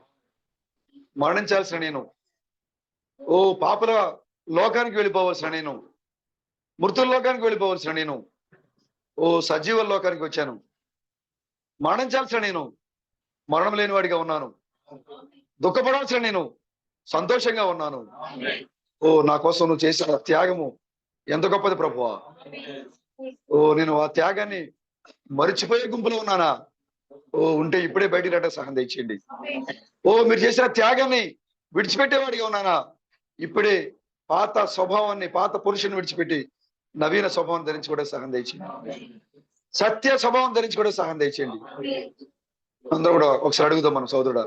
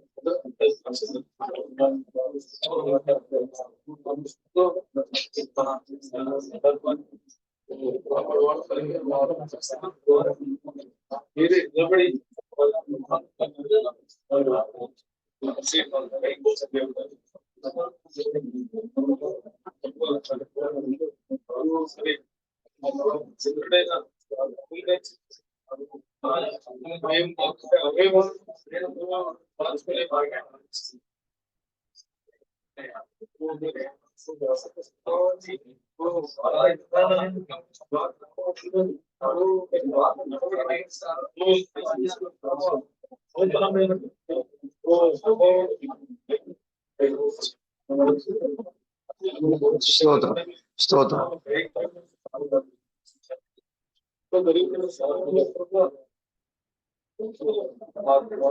హల్లెలూయా స్తోత్రం స్తోత్రం స్తోత్రం స్తోత్రం స్తోత్రం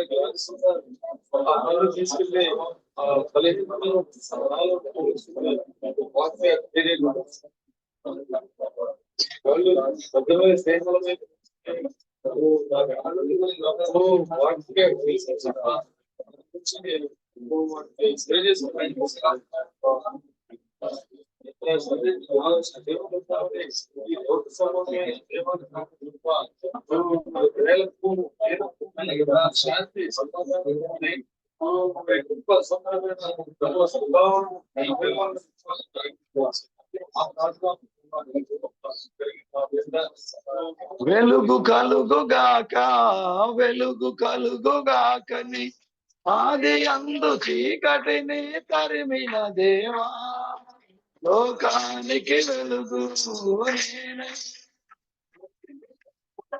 హల్లెలూయా హల్లెలూయా హల్లెలూయా. మన మధ్య ఉన్న సహోదరుడు ప్రేమ బ్రదరు మరి ముగింపు ప్రార్థన మన సతీష్ గారు చేస్తారు.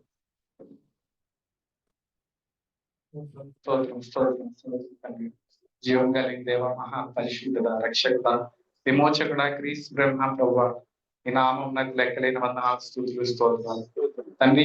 ఇప్పుడు ఈ సమయంలో తండ్రి విశేషమైన గొప్ప వాక్య వర్తమానం మీరు మాకు అందించున్నారు. అందరు బట్టి వందనాలు, స్తోత్రాలు తండ్రి. ఇదే చివరి హెచ్చరిక అంటూ తండ్రి ఈ మీటింగ్స్ లో తండ్రి మనం ఎంతగానో హెచ్చరిస్తున్నాం ప్రభావ.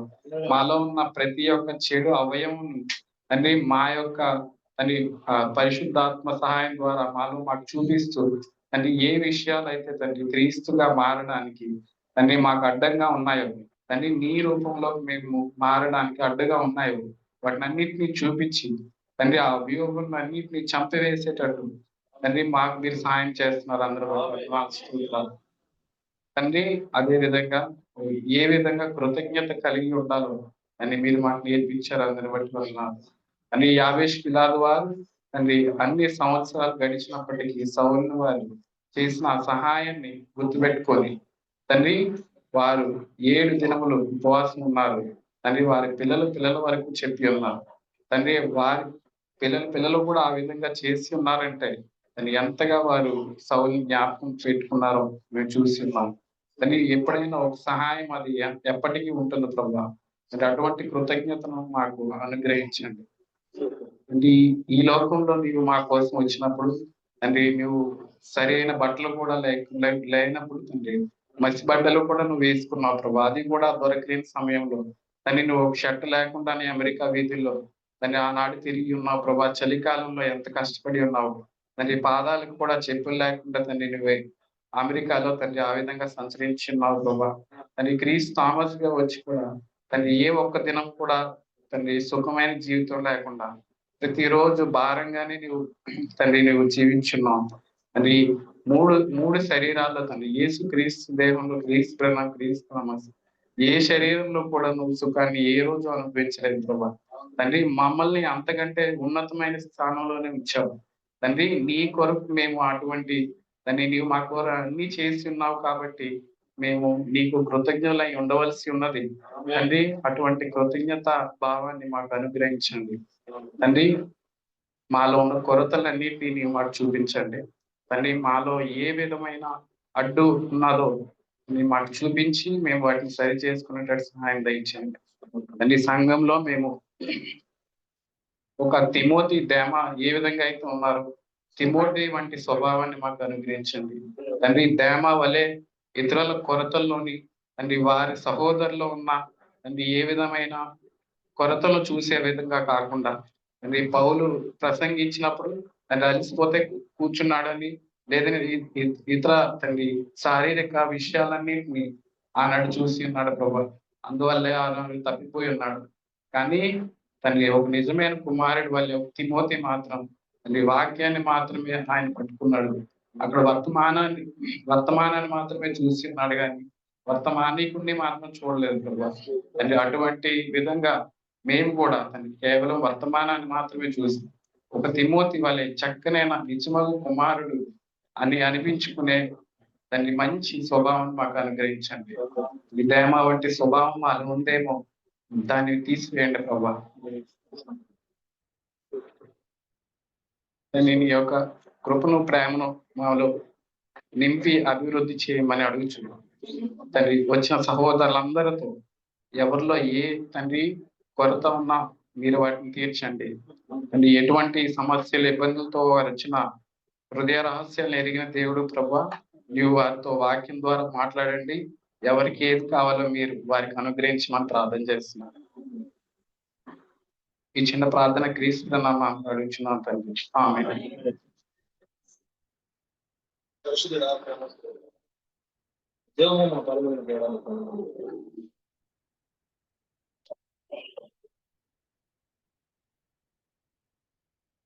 తండ్రి గడిచిన 2 దినములుగా 3 దినములుగా ఓ ప్రభావ మరి మీ సన్నిధిలో దూరం నుంచి దగ్గర నుంచి వారి ఆయన సహోదరుని మరి ఎంత కష్టమైనప్పటికీ పిల్లలు పెద్దలు మరి మరి ఆరోగ్యం సహకరించకపోయినా మరి మేము వెళ్ళి దేవుడు ఇచ్చినటువంటి ఆ యొక్క గొప్ప ఆశీర్వాదాన్ని ఆ యొక్క 3 రోజుల కూటమి ఉన్నటువంటి ఆశీర్వాదాన్ని మేము పొందుకోవాలని ఆ యొక్క బిడ్డలకి ఇవ్వాలని మేము పొందుకోవాలని మేము పరలోక సంబంధమైన విషయంలో మరి మేము మరింతగా ఎదగాలని మరి విశ్వాసంలో మరింతగా బలపడాలని ఒకరు మరి ప్రేమైన సహోదరుని ప్రభు మరి సమకూర్చి మరి సన్నిధిలో మరి 3 దినముల నుండి ఒకరు మరి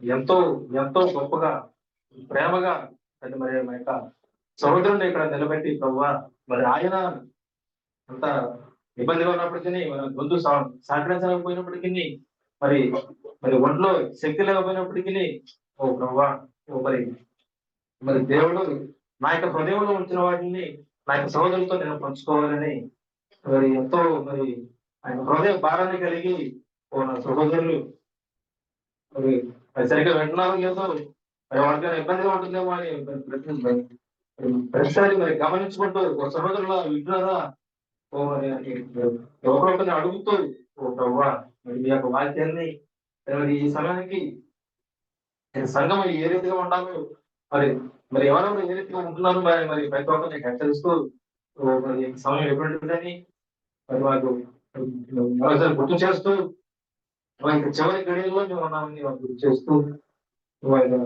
భయపడినటువంటి మరి మహోన్నతమైనటువంటి విషయాన్ని మరి చక్కగా అర్థమైనటువంటి విషయం రీతిగా మాతో పంచుకుంటూ సోదరుని స్తోత్రములు మరి సోదరుని యొక్క మరి శ్రమను దృష్టిలో పెట్టుకొని మరి దేవుడు మరి ఎటువంటి గొప్ప విషయాన్ని మాకు బోధిస్తున్నాడు ఎటువంటి ఏ రీతిగా మన హెచ్చరిస్తున్నాడని ప్రభు మరి మేమందరం కూడా ప్రతి ఒక్కరు కూడా ప్రభు మరి భయభక్తులతో సన్నిధిలో ఉంటే మనం సాయం చేసుకోవాలి కాబట్టి నేను స్తోత్రం ప్రభు విషయాలు ప్రభు మీరు మాత్రం మనకు ప్రభు మరి ఏ రీతిగా ఉండాలి, ఏ రీతిగా ఉండకూడదు, మరి మరి ప్రాచీన స్వభావం మీలో ఏమైనా ఉంటే మరి వాటిని మరి చంపవేయడని మీరు చెప్తున్నారు ప్రభావ.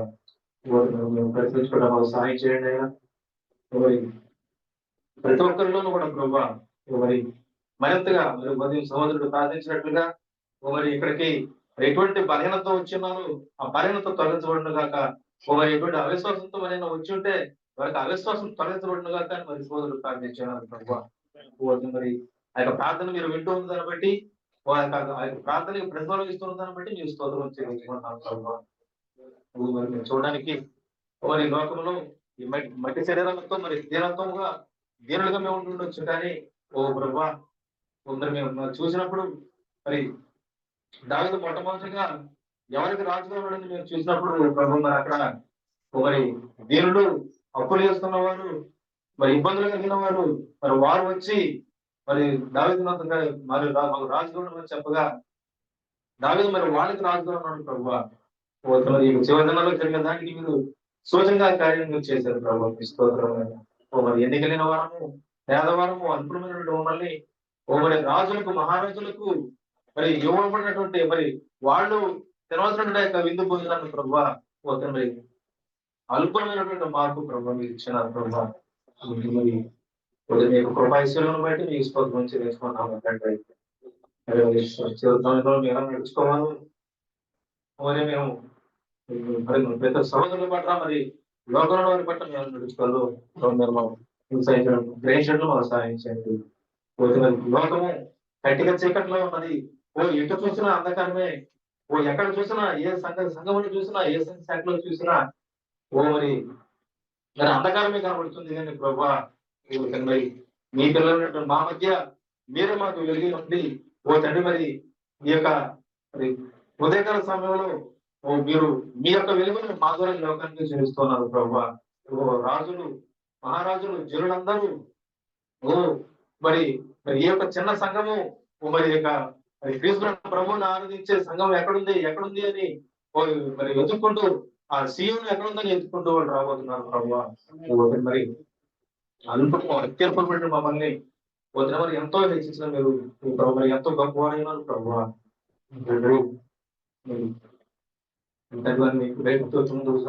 సాయించండి ప్రభు. మరి ప్రతి ఒక్క మాటని మేము హృదయంలో భద్రపరుచుకొని మీ యొక్క అనంత విశ్వాసంతో ముందుకు సాగడం మనం సాయించమని జగబై కొడుకులను కూడా మీరు ఆశ్రయించి మమ్మల్ని మరింతగా బలపరిచి మీరే స్థుతి ఘనత మేము ప్రభుత్వం మీకు నిత్య నామం